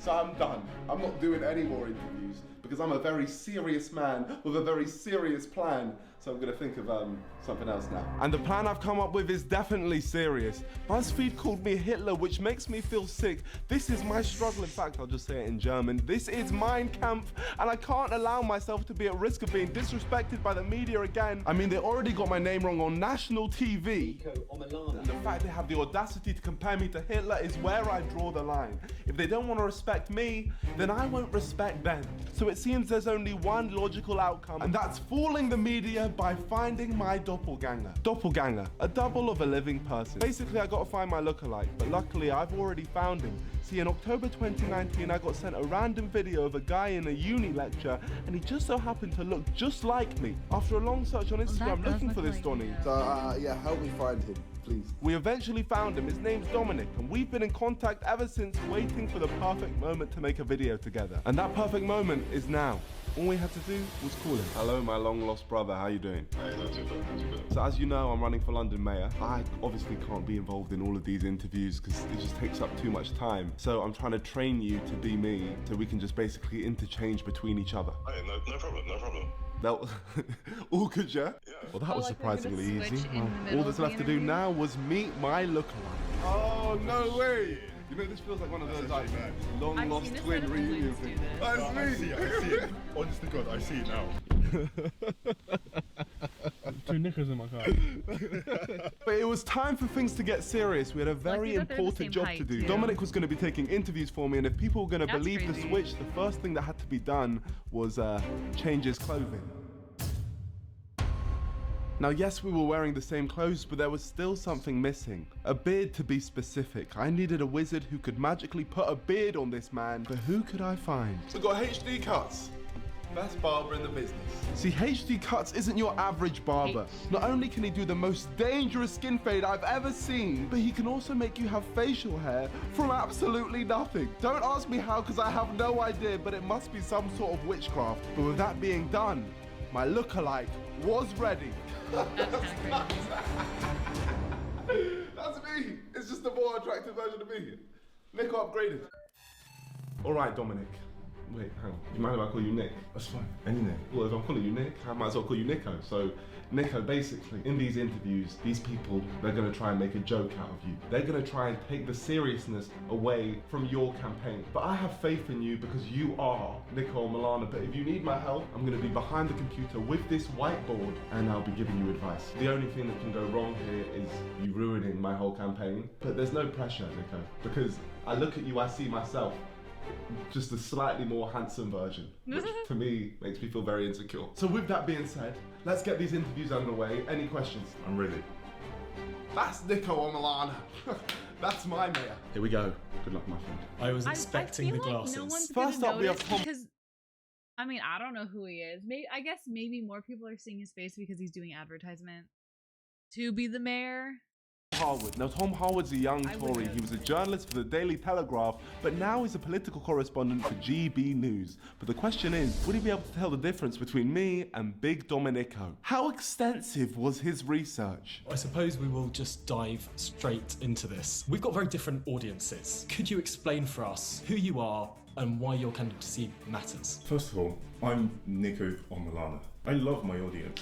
Your audience, on the other hand, some may define them as schmucks. How the hell does this work? This was meant to be one of my wilder ideas, because let's be real, his voice is completely different to mine, but this story is none the wiser. What's going on, Tom? Moving on to your manifesto, which you've referred to quite a lot. You say that you want to freeze the River Thames. How are you going to do that? One of my favourite movie star friends is Elsa, and she's not afraid to let it snow, personally. And if that fails, we'll get Mr. Freeze. Another manifesto promise of yours is that you'll deport the EDL. Why are you not deporting a larger proto-fascist group like Britain First? I have a personal confliction with the EDL. EDL versus NDL. But you'll keep Britain First in London and in the country, a larger proto-fascist group than the EDL. When did I say that? This schmuck is literally putting words into my mouth. Well...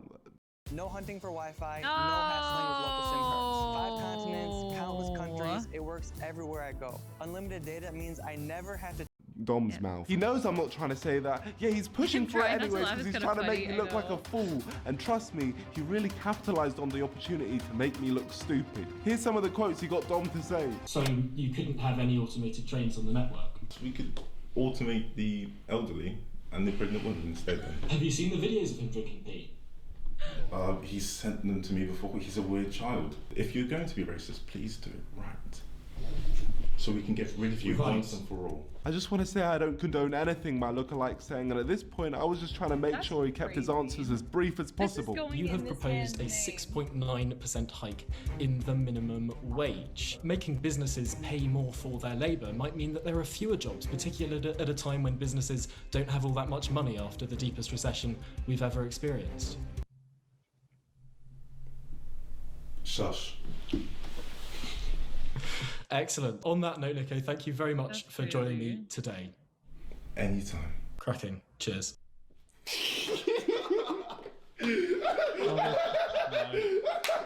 would not be able to do this. I'd be laughing. That was gone. That was gone. Oh, I couldn't do oh my gosh, if that's not iconic, I don't know what is, man. He thinks he's got some golden interview where he's made us crumble. But 3 days after this, Tom Harwood ended up figuring the whole thing out. He tweeted warning his journalist friends about me, and he said that supposedly he figured it out straight after the interview. This would be fair enough, except for the fact it's a complete lie. See, I caught you in 4K Ultra HD, Tom Harwood. You literally tweeted about our interview and then you deleted it because your followers told you it wasn't the real me. Unlucky, Tom, mate. Better luck next time. But unfortunately, not all of our stunts were so successful. One journalist from Radio Bremen could somehow spot the difference between two completely different people. Hello. My first question, of course, is your manifesto. Like yesterday you published it. Can you name like a top 3 you are standing the most for? The renaming of Big Ben, calling it Big Ben Clock, would just be... At this point, he started waffling on about the same answer for what felt like about 5 years. So we needed to do a quick switch and get me in there. Sorry. Basically, what I want to talk about is obviously the Big Ben, heading into Big Ben clock. So I have to ask, like, the first guy, who was it? What? It was me, Nico Milana. It's not your voice. I want to talk about politics for young people. Like you said, why is it broken? Maybe can you explain this? With that one question, I was already tired of this interview. Can you explain this? Fundamentally, the system doesn't support them. Now, as we'd been caught out at this point, we just decided to completely lose the plot. Can we change again? It's fine, it's me, Nico Milana. Any questions, I'm here to answer. Oh, I can't do this. You can do it. Just talk to me. Do it for the nation. Interview me. Let's talk about the polls. Like, you already got 5%, a lot. How did you do it? Well, the people wanted to be heard. They wanted to be listened to. And I feel like finally they have that in me. Yeah, this whole interview's gone a bit wild. I'm sorry, Radio Bremen, but we still had one huge journalist to go. Nico, hello mate. Finally, we have Owen Jones, a very experienced journalist. He writes a column for The Guardian currently, and he used to work for The Independent. But after many years of being a journalist, he was finally able to get his big break, speaking to my lookalike. Before I ask about your proposals for London, can I ask about the gentleman behind you? Now, I was shook because I thought I'd been caught out immediately, but in reality it was much, much worse. Owen Jones had noticed a picture of known terrorist Osama bin Laden on my wall, and I had no faith in Domenico to pull through. Over here, we have my uncle. Good old Uncle Sama. Yeah, okay. Here we have my other uncle, Barrack. So I take both their ideologies together and put it into my politics. That's quite a claim. He just said that I'm taking a literal terrorist ideologies. This guy has gone mad with power. How the hell could you get out of this? How would you combine Barack Obama and Osama bin Laden? There are some obvious differences between the two. So how do you synthesize them? I'm also really confused with your question. Who is bin Laden? No, I don't know who he is.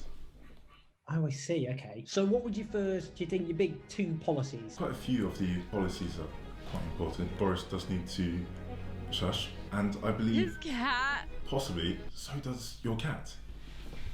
He's a bit uppity today, I have to say. So he's staring at you right down the camera. What would you say to this little mob to get him to go and cast his ballot for you? Shh. Just going to have to be quiet, aren't you, I'm afraid? That's one of now the core policies of a mayoral candidate. I couldn't handle it anymore, so I had to get him out of there. So I knocked on the door and waited for the switch around. Even Owen Jones was finding this interview painful. Just look at his face. But the question is, was he going to notice a completely different person walking in front of him? My apologies. Who's at the door? Yeah, it was just one of my friends in the house. To be honest, originally I couldn't contain my shock at the fact this was working. He completely overlooked the fact I was a different person with a different voice.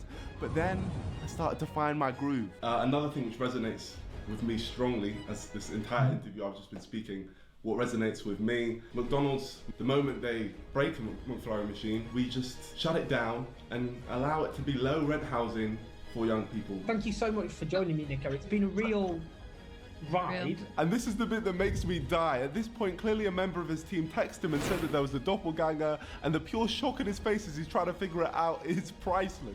It's been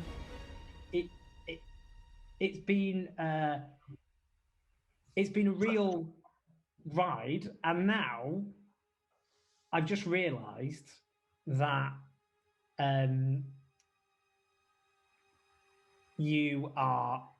there was a doppelganger issue there, wasn't there? Poor Owen was so confused, I needed to explain it to him. Being a London mayor, I need to be in many places at different times, so I'm just training my second Nico to do the same thing. The issue which we have right now is I don't think he really knows what I'm standing for. Hence the Osama bin Laden.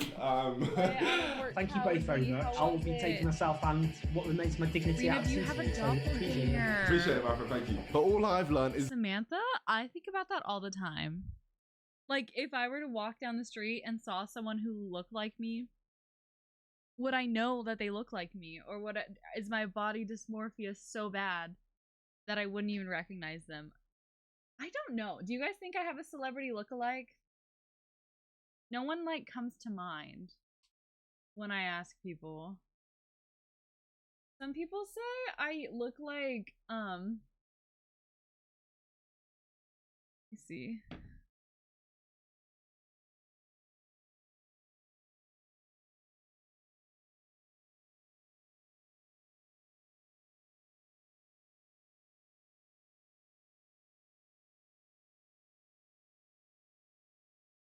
Image in new tab. I've been told I kind of look like DJ from Full House. Domenico is a huge.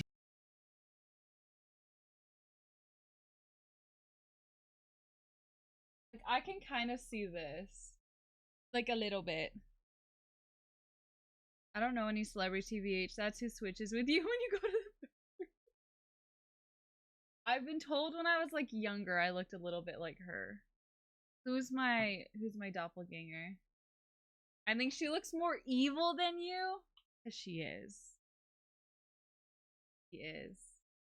Candace Cameron. God.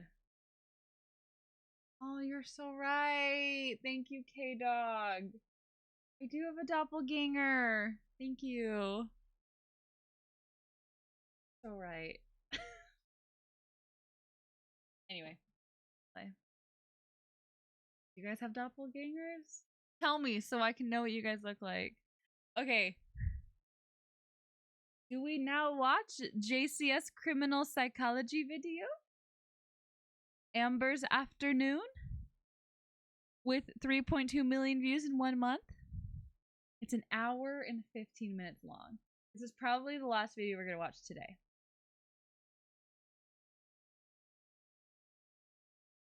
I want to spin the wheel. Spin the wheel with just your name on it. Cowardly. That's a lot of JCS. It's a long video. But I'm down to do it. I'm down to do it. You mistaken for Megan Fox all the time. I could see that. Are you quoting that one show, Love is Blind? Anyway. Do it. Amber's Afternoon.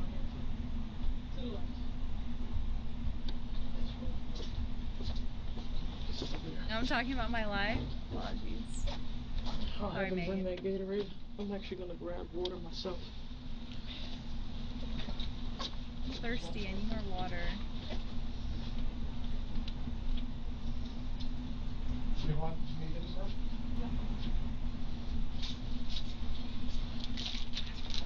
She looks a little off. Thank you. It's 3 a.m. I cannot watch this right now. Good night. K-Dog, I understand. Sweet dreams. Community day tomorrow if you want to play games with us. Hope to see you there. This is 20-year-old Amber Riswin, sitting inside a police interrogation room at 12 o'clock in the afternoon. All you need to know at this moment is that Amber doesn't quite realize how much trouble she's in.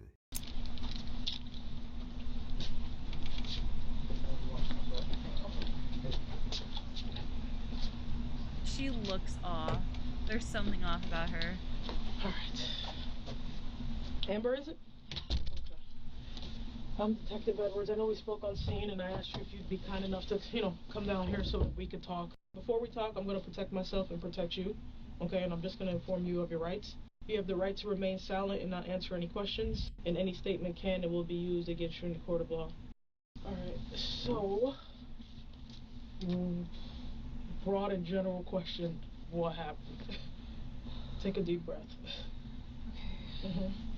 Last night was a culmination of things that had been going on for the past week and month or so. I've been there since January, and Blake has been progressively more aggressive towards me. He would make abusive statements. He would hold me by the wrists and shake me around. He spit in my face yesterday, and he would also have these angry fits of rage where he would start breaking things and throwing things around. And he even put a bunch of scratches on my guitar. And then last night he decided to buy LSD and was acting nutso. And then I laid down on the futon in the center living room, and Blake was starting to like play around with the gun. And he I'll be in the was pod pointing tomorrow. it No at one's me. gonna At be this here point, tomorrow. it was like sideways, and so I grabbed it and I pushed This is his a hand long away. video. An hour, and we're probably gonna pause it. We want to watch something else. Hang on, let me see what else we have. Shark Week CA Masterclass. Wait, who is calling out tomorrow? K-Dog said she doesn't want to be here, but she's probably going to be here, hopefully. You're going to be in the pod, so you're not going to be here. I'm going to be here. Ban the quitter. K-Dog just be saying things. Who knows what's actually going to happen? Oh. This was one I wanted to watch. Okay, instead of watching the JCS video, because it's really long and I don't know if I can handle it, and I want to work out after I think we're gonna watch this video. This is the best of the year so far. This is the Guinness World Records. Oh, do we want to watch this? Best of the year for 2025. Unless you guys have something else you want to watch. I get to watch anything. I know, Cowardly. Do you want to pick something we watch right now? Are they? Let's see what this is. I want the pod. Not today, baby. No pod for you. Do your thing. I kind of want to watch this. It's been out for 11 days. It only has 50,000 views. Nothing really matters. So real. Oh, this one says, I've just broken the record for the most skipped through a 30-minute YouTube video. Maybe we shouldn't watch this. I don't know what else we can watch. I just don't know if I can watch an hour-long video right now. Plus pausing. Hour-long plus pausing. Let me look at the Discord again.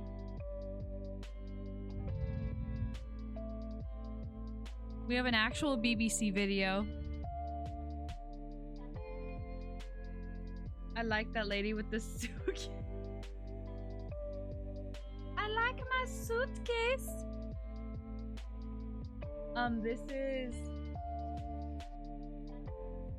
This is the MK Ultra video we didn't watch last time. We could watch that.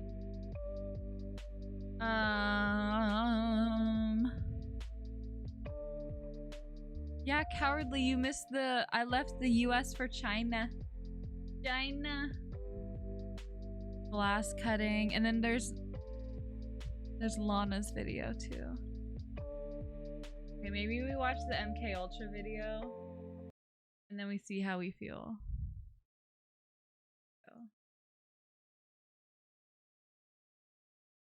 MK Ultra. If only Lana was here to learn about it though. Not here. I was given sorry. a glass of Kool-Aid, and so were the other children. This Kool-Aid was spiked with LSD. Activate her. She said she's hanging out with her friends. In the early days of the Cold War, We the let her CIA hang out ordered with the creation friends. of a secret program intended to find ways of mind control. They funded an army of psychiatric institutions. This video is called MK Ultra: The Shocking Cold War Experiments Hidden by the CIA. More CIA today. Lots of across the CIA United States videos. and Canada to perform experiments on unsuspecting patients using psychedelic drugs, sensory deprivation, electroshock treatment, and more. The program was known by its codename, MK Ultra. I'm interested in this. At the end of the Korean War, a number of freed American POWs came home seemingly brainwashed and espousing communist propaganda. American officials suspected that the soldiers had been subjected to what they thought were new communist mind control techniques. Alarmed by the situation, the newly formed CIA allocated $25 million for psychiatric experiments on human beings. It was the most secret program ever conducted by the CIA in the United States.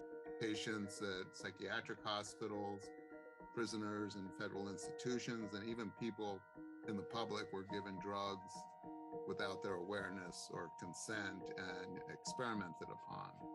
Initial projects within MKUltra included Operation Midnight Climax. They established what were called safe houses, where prostitutes would lure men to these apartments. And then once the men were in the apartments, they were dosed with LSD. And then they were basically studied by CIA scientists, usually behind a two-way mirror. Another common practice was the hosting and observing of LSD-induced parties with live music. These parties were called acid tests, and the culture that grew out of them played a key role in the development of the hippie and psychedelic movements a few years later. However, some of the most damaging experiments occurred at the Allen Memorial Institute in Montreal, Canada. There, under the direction of infamous Scottish American psychiatrist Dr. Ewan Cameron, unsuspecting patients, many of whom had common ailments such as postpartum depression, were experimented on with aggressive drug cocktails and extreme techniques. My father was a victim of Dr. Yeah, that'll Cameron. help them. He was a 27-year-old, healthy skier, canoeer, very athletic, and he had Longing, rusted, furnace, daybreak, benign, interlinked, 9 homecoming hog baseline. What the hell are you saying? What is that? asthma. They told him if he went to the Allen Memorial, they could cure his asthma. My father, Charles, was a patient of Dr. Cameron's. He You just activated Morrow's MK Ultra There's a pain in the temple that radiates into the jaw that apparently is excruciatingly painful. They told him that it was psychosomatic, which it's not. But I'm ready for what did they know? So they sent him to a It shrink. worked. This shrink that he Cowardly, it was worked. working with Cameron, although we didn't know. So he put my father right into the program. I was having trouble with my parents. My father and my stepmother decided to put me in the Allen Memorial Institute. They had no idea what went on in there. I was 16 when I was there. Dr. Cameron pursued a concept he called depatterning, which was meant to reduce patients to an infantile psychological state wherein doctors could take advantage of Issue the your person's command, cognitive Rena. It only vulnerability works to verbally. attempt to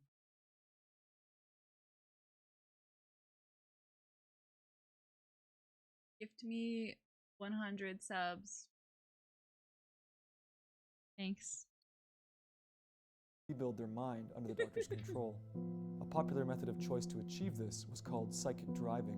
The day that my father was brought to the hospital, they immediately put him on insulin to put him into. Not an after you insulin went full coma. screen. They took clips from the interview. I love with the full shrink and put screen. it on It's so tape to run a fun. loop His card under was his pillow declined. while he was put into the sleep treatment. He also Broke was boy put in an confirmed. insulin coma for 36 days with a recording beside him saying that your mother hates you over and Oh my over God. and over and over and over. That was beside my bed constantly, repeated 250,000 and 500,000 times. Another common method was the use of extreme Page Russell electroshock therapy. Page Russell shock treatment is approximately 40 to 75 times the strength of a normal shock treatment. So it's really designed to wipe out the memory. He received 54 high voltage shock treatments, followed by 54 grand mal seizures. After 27 days of this, they said that they were discouraged because he still had ties to his former life, in that he was asking to see his wife. They decided to give him more Page Russell shock treatments and put him to sleep for another 30 days. This is so When sad. patients were released from the Allen I spent it Memorial, on they and ideology their families' merch. lives would never be the same again. They're doing this to Well, me there's next a lot week. I could not remember after I got out of the Exciting. When my family came, I was a zombie. I didn't even know who they were. He never came out the same. He had a blank look in his eye. He didn't know who we were. He didn't know we were his daughters. He lost his job. We went into poverty after he came out. He had said in his interview with the shrink that I was the apple of his eye. And after he came home, he started beating me not long after.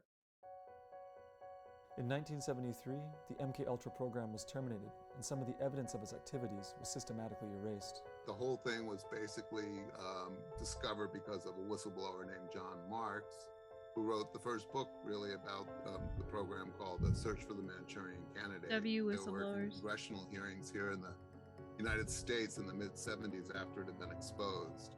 And during those hearings, the CIA finally admitted that this program existed. They admitted that it was probably not the right thing to do, but they feigned innocence. Despite the congressional hearings and marginal interest in the subject in popular culture, most MK Ultra survivors suffered in silence, taking their trauma with them to the grave. Today, having received no formal apology or compensation, the children of some survivors are pursuing a class action lawsuit against the institutions they deem responsible. You know, the CIA knew that it was breaking, every moral, ethical, and legal law in the books to do these experiments. We didn't learn this in the CIA masterclass. Maybe that's the next lesson that we need to pay for. But they didn't teach us this yet. They all were behind it. They all knew what they were doing, but they weren't doing it out of care or love. They were doing it out of military and political reasons. I am on medication now because of what happened to me when I was 16. I have not had any compensation or apology. I want everyone to know in Canada what went on in that horrible, horrible hospital. While historians and survivors have exposed MK Ultra's exploits to the world, much remains unknown about its extent and wider impact. Given the highly sensitive nature of the program's activity, it is likely this will remain the case for years to come. That's it? That was short. That was a little too short for my liking. We used more information about brain shocking. I just another one. I kind of want to watch another animal video. I wonder if I have any liked videos.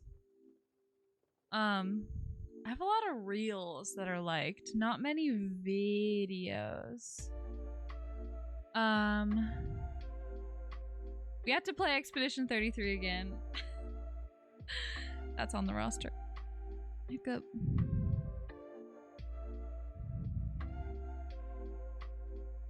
Casey Anthony video. That was crazy.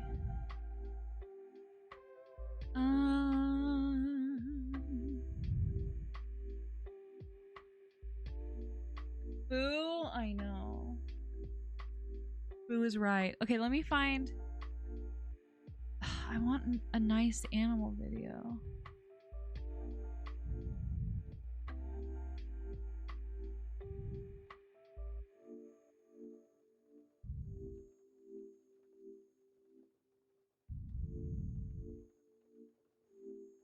I don't have many. Oh, I had some funny TikToks. Oh, I sent them in the Discord.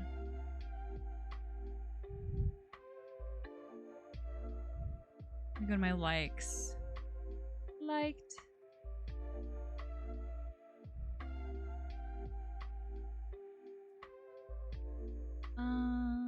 This one.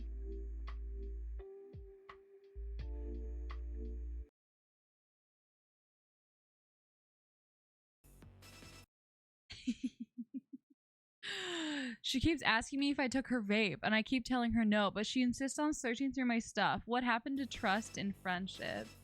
I screamed when I saw this. With the SpongeBob music. The jellyfish jam. Love this. So good. We're joining Rena doom scrolling TikTok. Honestly, probably shouldn't. Okay, what? I had more animal ones. Do it, lady. Do it, lady. Oh, I thought I had more. More animals. Maybe I don't. L, no animals.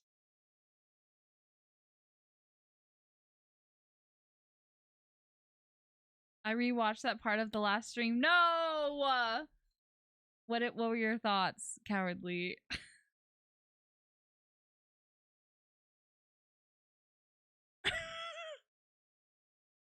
It's so uncomfortable when you tried to make us watch that and not a single person enjoyed it.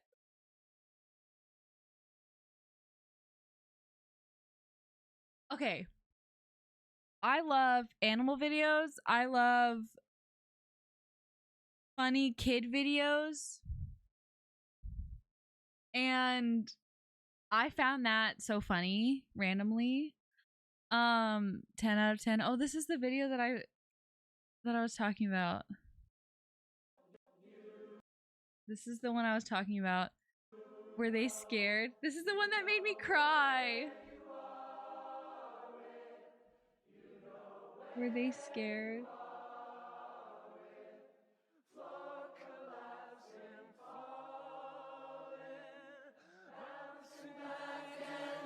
Now I'm gonna cry. No, they were horrified. Why is this on my TikTok feed?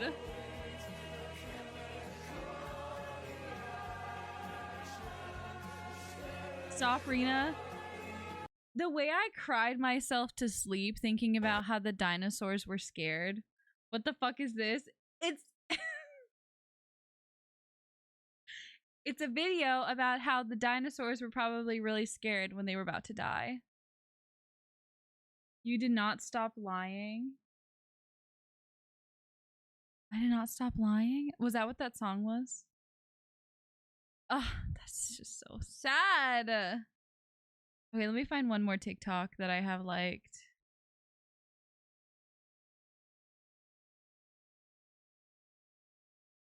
This is a dog. What does the dog do?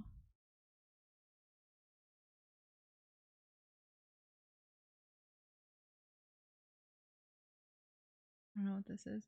You did not cry thinking about that. Dinosaurs aren't real. They were made up. Thank you, Maro Kazam, for that. So good. Okay, I don't know if I have any other videos. I didn't really come prepared today. L streamer. And I'm thirsty and I'm hot. Okay, let me find one more video.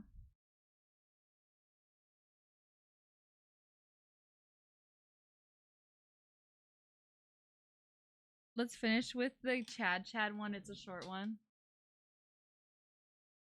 5-year-old me with dino obsession begs to differ. Thank you, Samantha. You get it. Okay, this one I have to show you. This one. This one's relatable. Labubu and a Monchichi. Here we go. What could be the difference between you and me? The difference is, I'm not mid.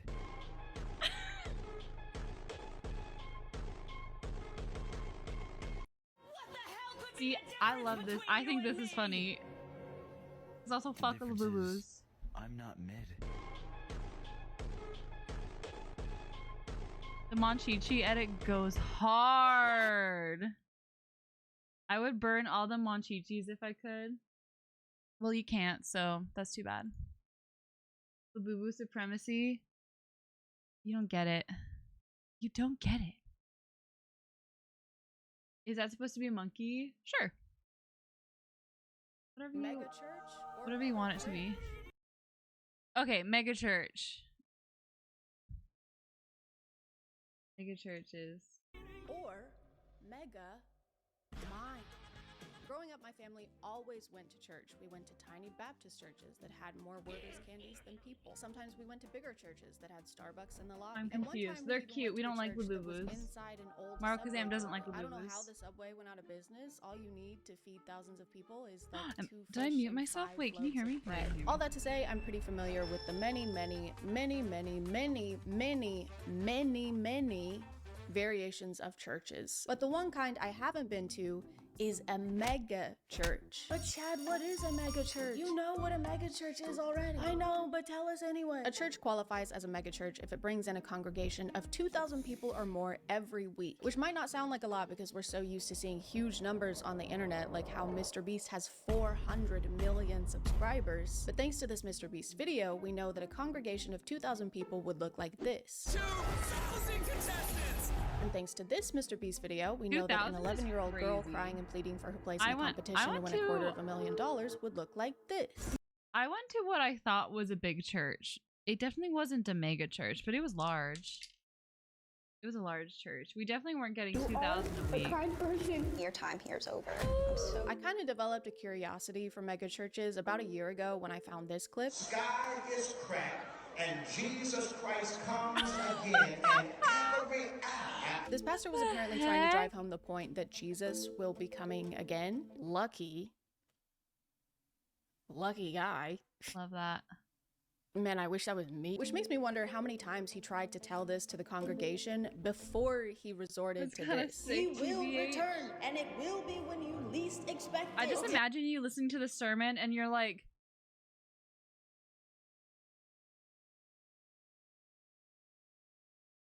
are you supposed to be watching him? Are you supposed to be looking forward? Like, what's the point? My neck hurts. I don't understand. No, you don't get it. If you don't listen to me, I'm gonna turn pink. Don't you mean red? Like with anger? No, I mean I'm going to turn into famed singer-songwriter Pink.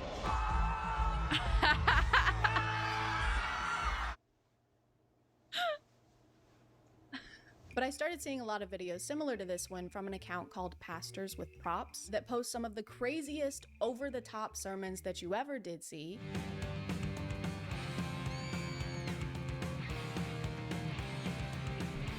Insane. You might be thinking, why would you possibly need 3 expensive-ass cars on stage in order to intro your sermon? And there's a very simple answer for that. You don't. You don't have to do that. It's fine if you don't do that. Actually, there was a pretty good reason for this. He wanted to be Marty McFly. Guys, he has to go back in time and stop the crucifixion.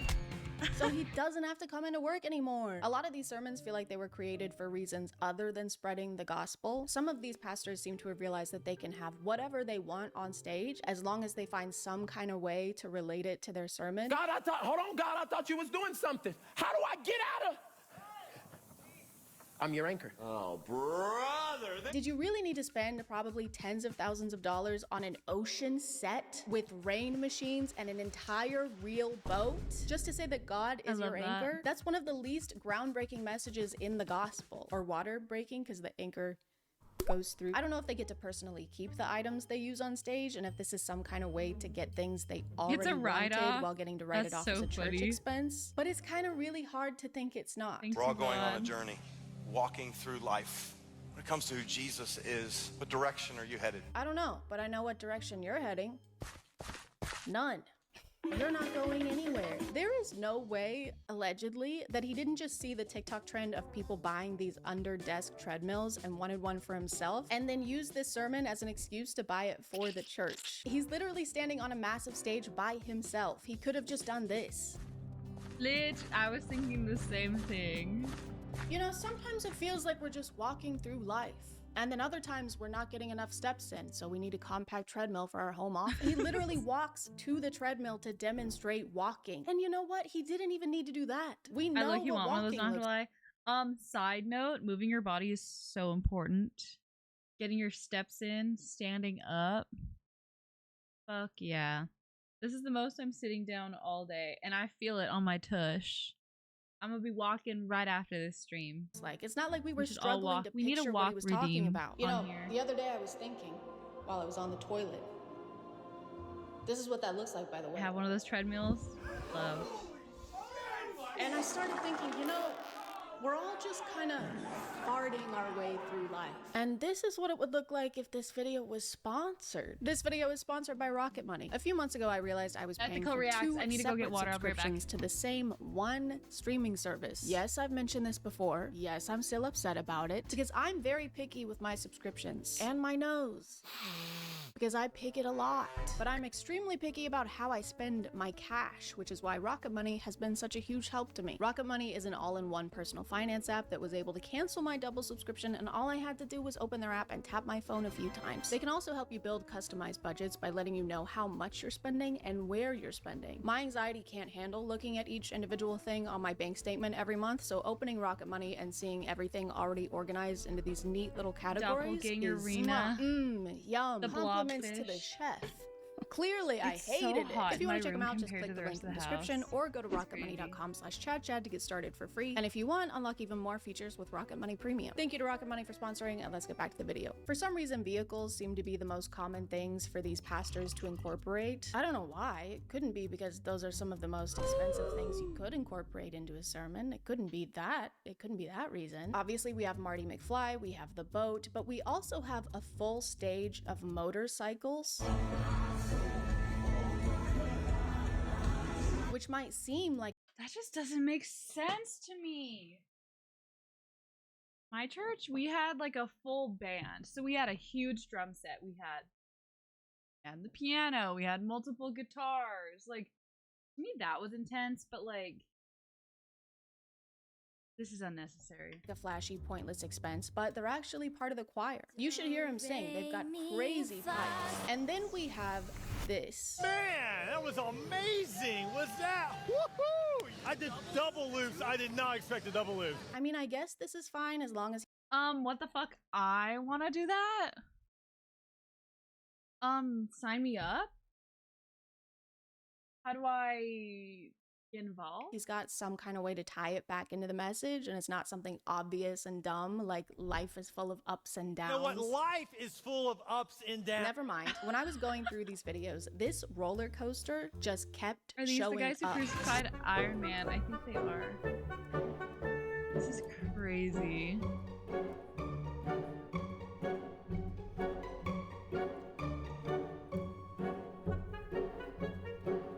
I want to ride I that. broke my foot yesterday. Oh my god, bro. He went around twice. Why does he need to go around twice? It's so awkward. This was longer than actual roller coaster rides. That went on for so long that by the time he got off, his name was Ed Old. I do like the theme song for this event, just being people singing the word of the thing on stage. Under the treadmill, under the treadmill, I will touch back stars, we just walk back stars. Here's the roller coaster again at a different church. Oh my god. Except this time they have a curtain of sparks. Jesus loves a curtain of sparks. And here it is again at a different church. Come on, somebody make some noise! Come on, everybody, give it up for Jesus today! This prop is even crazier to me because there's barely an attempt to hide the fact that this has nothing to do with preaching. This is just a way for them to make a grand entrance like they're headliners at a concert. He does give this line to try and tie it back in though. It's amazing to have a creative God who has creative stuff going on, and when the world is in chaos and they're all flipping upside down, we're just having a good time. Thank you. Thank you guys. Please be seated. You know, it's great to have That's actually a creative horrible. God I thought who he was makes gonna do something even better. That was a horrible connection. creative things like so funny. roller coasters. And next week, he's gonna create me a Porsche. My favorite part though is when the crowd doesn't cheer enough for their extravagant entrance and he calls them out for it. What? Come on, you can do better than that. We know that a lot of you in the crowd today can't afford to take your families to Disney World, so we decided to spend thousands of dollars recreating one on stage to right in front of your impoverished faces. Now clap. Clap louder. I tried to look into the church that had this roller coaster, but it turns out sad. this is one big church group conglomerate with a bunch of locations in 3 different states. So I assume they're shipping this one roller coaster around, which I'm sure is easy to do since it's so tiny and small and skinny and light. I also tried to find out how much it would cost to make this thing and found this ride manufacturing company saying that a small roller coaster can cost up to $50,000. What the fuck do you mean? I don't really care if it got more than one use by being shipped to their other churches. There was no need for it to exist in the first place. $50,000 could have helped everyone in your congregation that couldn't afford rent that month. Or a car. You could have bought a whole car for a family in your community that needed one. I don't care if you get more than one use out of something that's useless. Hey man, when you're done with the giant broken and also empty gumball machine, can I borrow it? Ah man, I would, but I actually loaned it to Paul. What? I'm sorry. Why? Yeah, and I'm not gonna be done with it for a while. But Paul, I need it to... Well, too bad, because I'm using it for... Bitch. All right, that's it. Oh yeah? What are you gonna do? Come on, guys, please, don't. Bring it. Oh, when I catch you, don't run it in place at each other, guys. I wish I could say we were done talking about mega churches bringing vehicles on stage, but we're not even close to that. I haven't even talked about this yet. You're joking.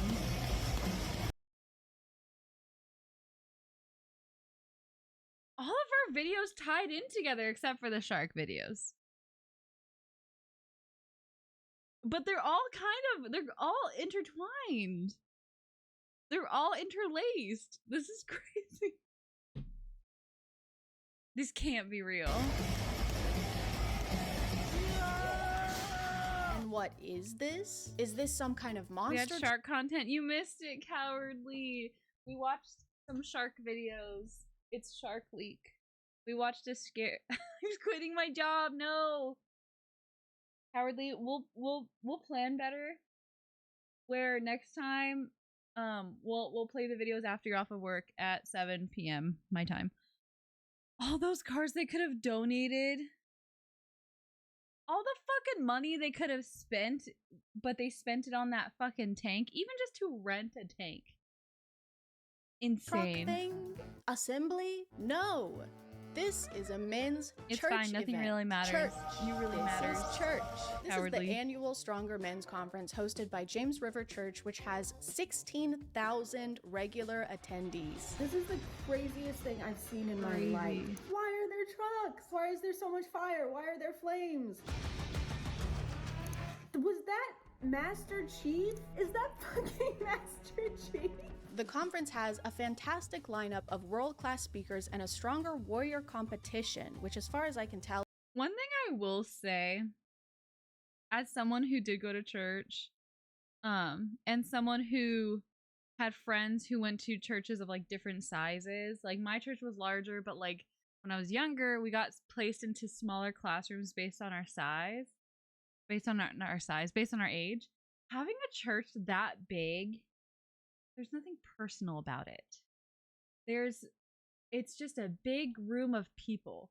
Whereas if you go to a church and you're sitting in the same seats every time, and you go at the same time and you see certain people, like that's community building, okay? Like that's one little aspect of this that I don't like. Similar I just to think like that's an American interesting Ninja Warrior, because you're not a good Christian unless you can scale up a fiberglass wall with your bare hands. Jesus said so. According to their website, their world-class speakers. Did you go to regular non-denominational? Exactly that. Include superstar athletes like Harrison Butker. You know that guy who spoke at a college and told the women graduating that day that they should probably just have babies instead? You know the guy who definitely. Oh my god, I remember watching that. Wait, did they say that he was there? Oh, I watched his speech. Like Harrison Butker. You know that guy who spoke at a college and told the women This was horrendous. Graduating that day that they should probably just have babies instead. You know the guy who definitely shouldn't speak in front of thousands of people. He probably shouldn't speak at all, ever. Also, according to their website, if you just scroll down here, you can actually register today. Register today. I mean, register today. Register today. Register today. Register today. Register today. Register today. Register today. They have monster truck rallies, MMA fighting, Master Chief. I still don't know what that's doing here, but I'm sure this alone was thousands of dollars. They've got bull riding, and finally, they've got throwing football on stage. This conference is like what you would get if you handed millions of dollars to a bunch of 12-year-old boys. Essentially, they have 2 days of grossly exorbitant entertainment, throw a couple sermons in there somewhere, charge people $200 a pop, and then abracadabra, you've made $2 million of tax-free money. Allegedly. But maybe I'm being a little unfair. I mean, the whole point of this is to become better fathers, sons, friends, and husbands. And you can't put a price on that. Babe, I know you want me to be a better husband by like taking out the trash sometimes, or maybe talking to our kids. But the only way for me to do that is to go to church and become a better man by watching a monster truck crush other smaller trucks. I saw That's this so comment on the tank clip, real. and it says, what if I told you thousands of salvations come from these conferences? I want a man to go and watch monster truck rallies.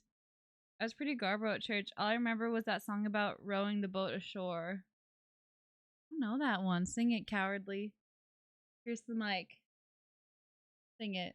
It's great people share these clips, but what about the clips of all the men worshiping God together? Strange that you never see the best part shared, instead out of context snippets cut down to support a childish claim. And I think that's funny because the account that posted this clip didn't have a caption. There was no claim, it was just a clip of the conference. Hey, you can't show this clip. Have you seen this photo before? It looks like an engagement photo. Kiss, kiss, kiss, kiss, kiss, kiss. Mormons don't know that tune. I would know. I'm not Mormon. Cowardly. Of me picking a wedgie out of my ass in Walmart. This implies that I would pick a wedgie out of my ass in Walmart. I'm sure there is some amount of worship happening at these conferences. I would hope so, since that's supposed to be its entire point. But I think if it took being lured in by monster trucks and fire and sparks and MMA fighting and motocross competitions and tanks for you to find God, then you probably didn't want to find him that bad. Dear God. Real. Please. Ah, I can't focus. I need some white noise. Dear God, please help me find peace. I know all of this might seem like an excuse for guys to get out of the house for a weekend and watch sports, but the church does also have one for women. Except this one is boring. It looks like all they have is singing and speaking, and they're even holding Bibles here. That's weird. What's that about? I was gonna ask why the ladies don't need all that extra entertainment to find God too, but then I remembered how hard it is for husbands to find anything, and God's probably harder to find than a bottle of mustard behind the orange juice. So I've got to cut them some slack. Oh, also the women's conference is $230 per person instead of the $200 they charge per person at the Stronger Men. We got confetti and balloons. Why don't they get the monster trucks? Oh well. Hey, I'm satisfied with my confetti conference, which I think is good, actually. I mean, if we could get a roller coaster, I think that'd be a little cooler, but fine. Actually, because at least some taxes are being paid here, even if it's just the pink tax. The pastor of this church has also used his sermons to try and get people to vote against laws he doesn't like. And if you live in the city of Springfield, we're asking you on April 7th to vote yes to the repeal of the Sexual Orientation and Gender Identity Bill. And his reasoning for this was homosexuality is a sin according to the Bible, and Christians should vote for repeal. But that's not what he was saying when his church hired a male stripper to perform at the Stronger Men's conference. Whoa! I don't really up, see shoddy. how male pole dancing will strengthen these husbands and fathers. I think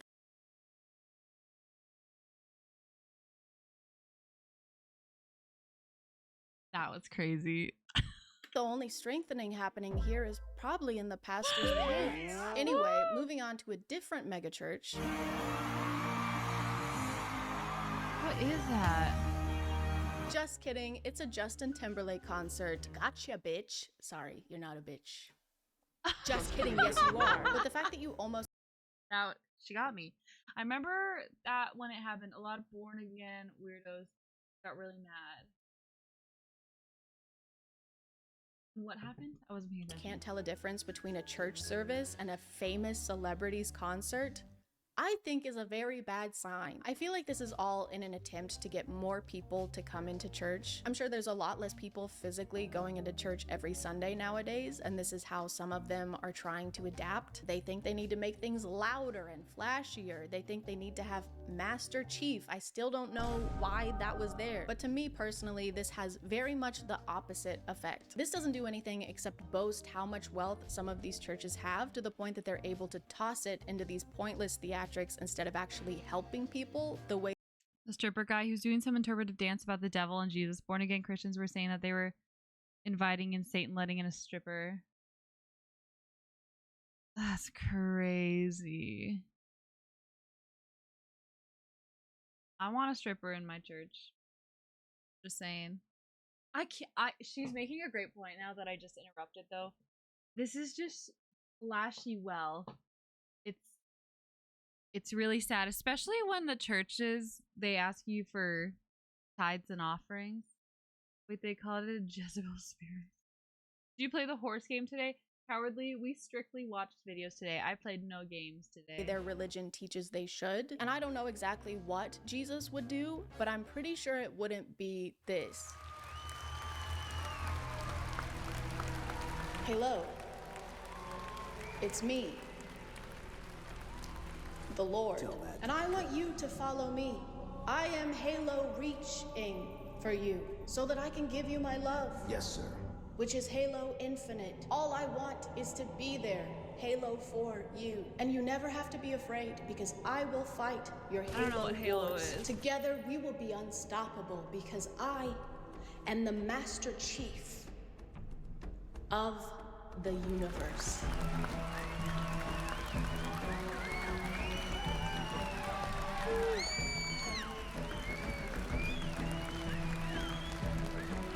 Video game? This is my second video in a row that ends with the Halo theme song. I'm gonna call it there, guys. Thank you I've for never subscribing, played it. and if you are still here, thank you so much for watching. I appreciate you clicking on my video out of all. Slay Chad. Chad, you slay. Oh, I'm tired, guys. I'm crashing a little bit. Halo, more like Galo. All in all, I think we should have more strippers in church. I think that would make me go to church often. A little thunder down under. Am I right, ladies and gentlemen? Half day, 4 hours.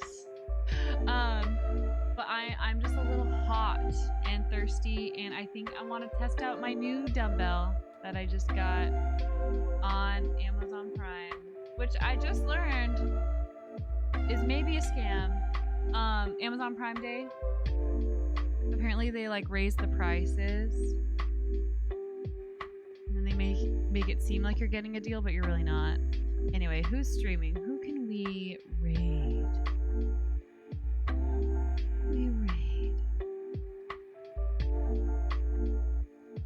We could raid our queen, Caroline Kwan.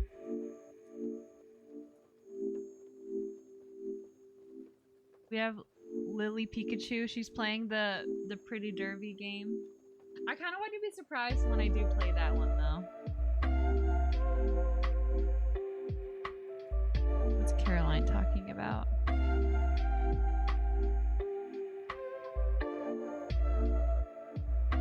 Thanks for stream. Have a good one. Enjoy your dumbbell. I freaking will. Cowardly. Thank you so much. I feel kind of like today wasn't super exciting. I think Lily is a villain.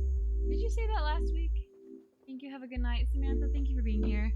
Maro Kazam, thank you for being here. And everyone watching, thank you for being here. Should we raid Caroline Kwan? She's subscribed to me. I had fun. I'm glad you had fun.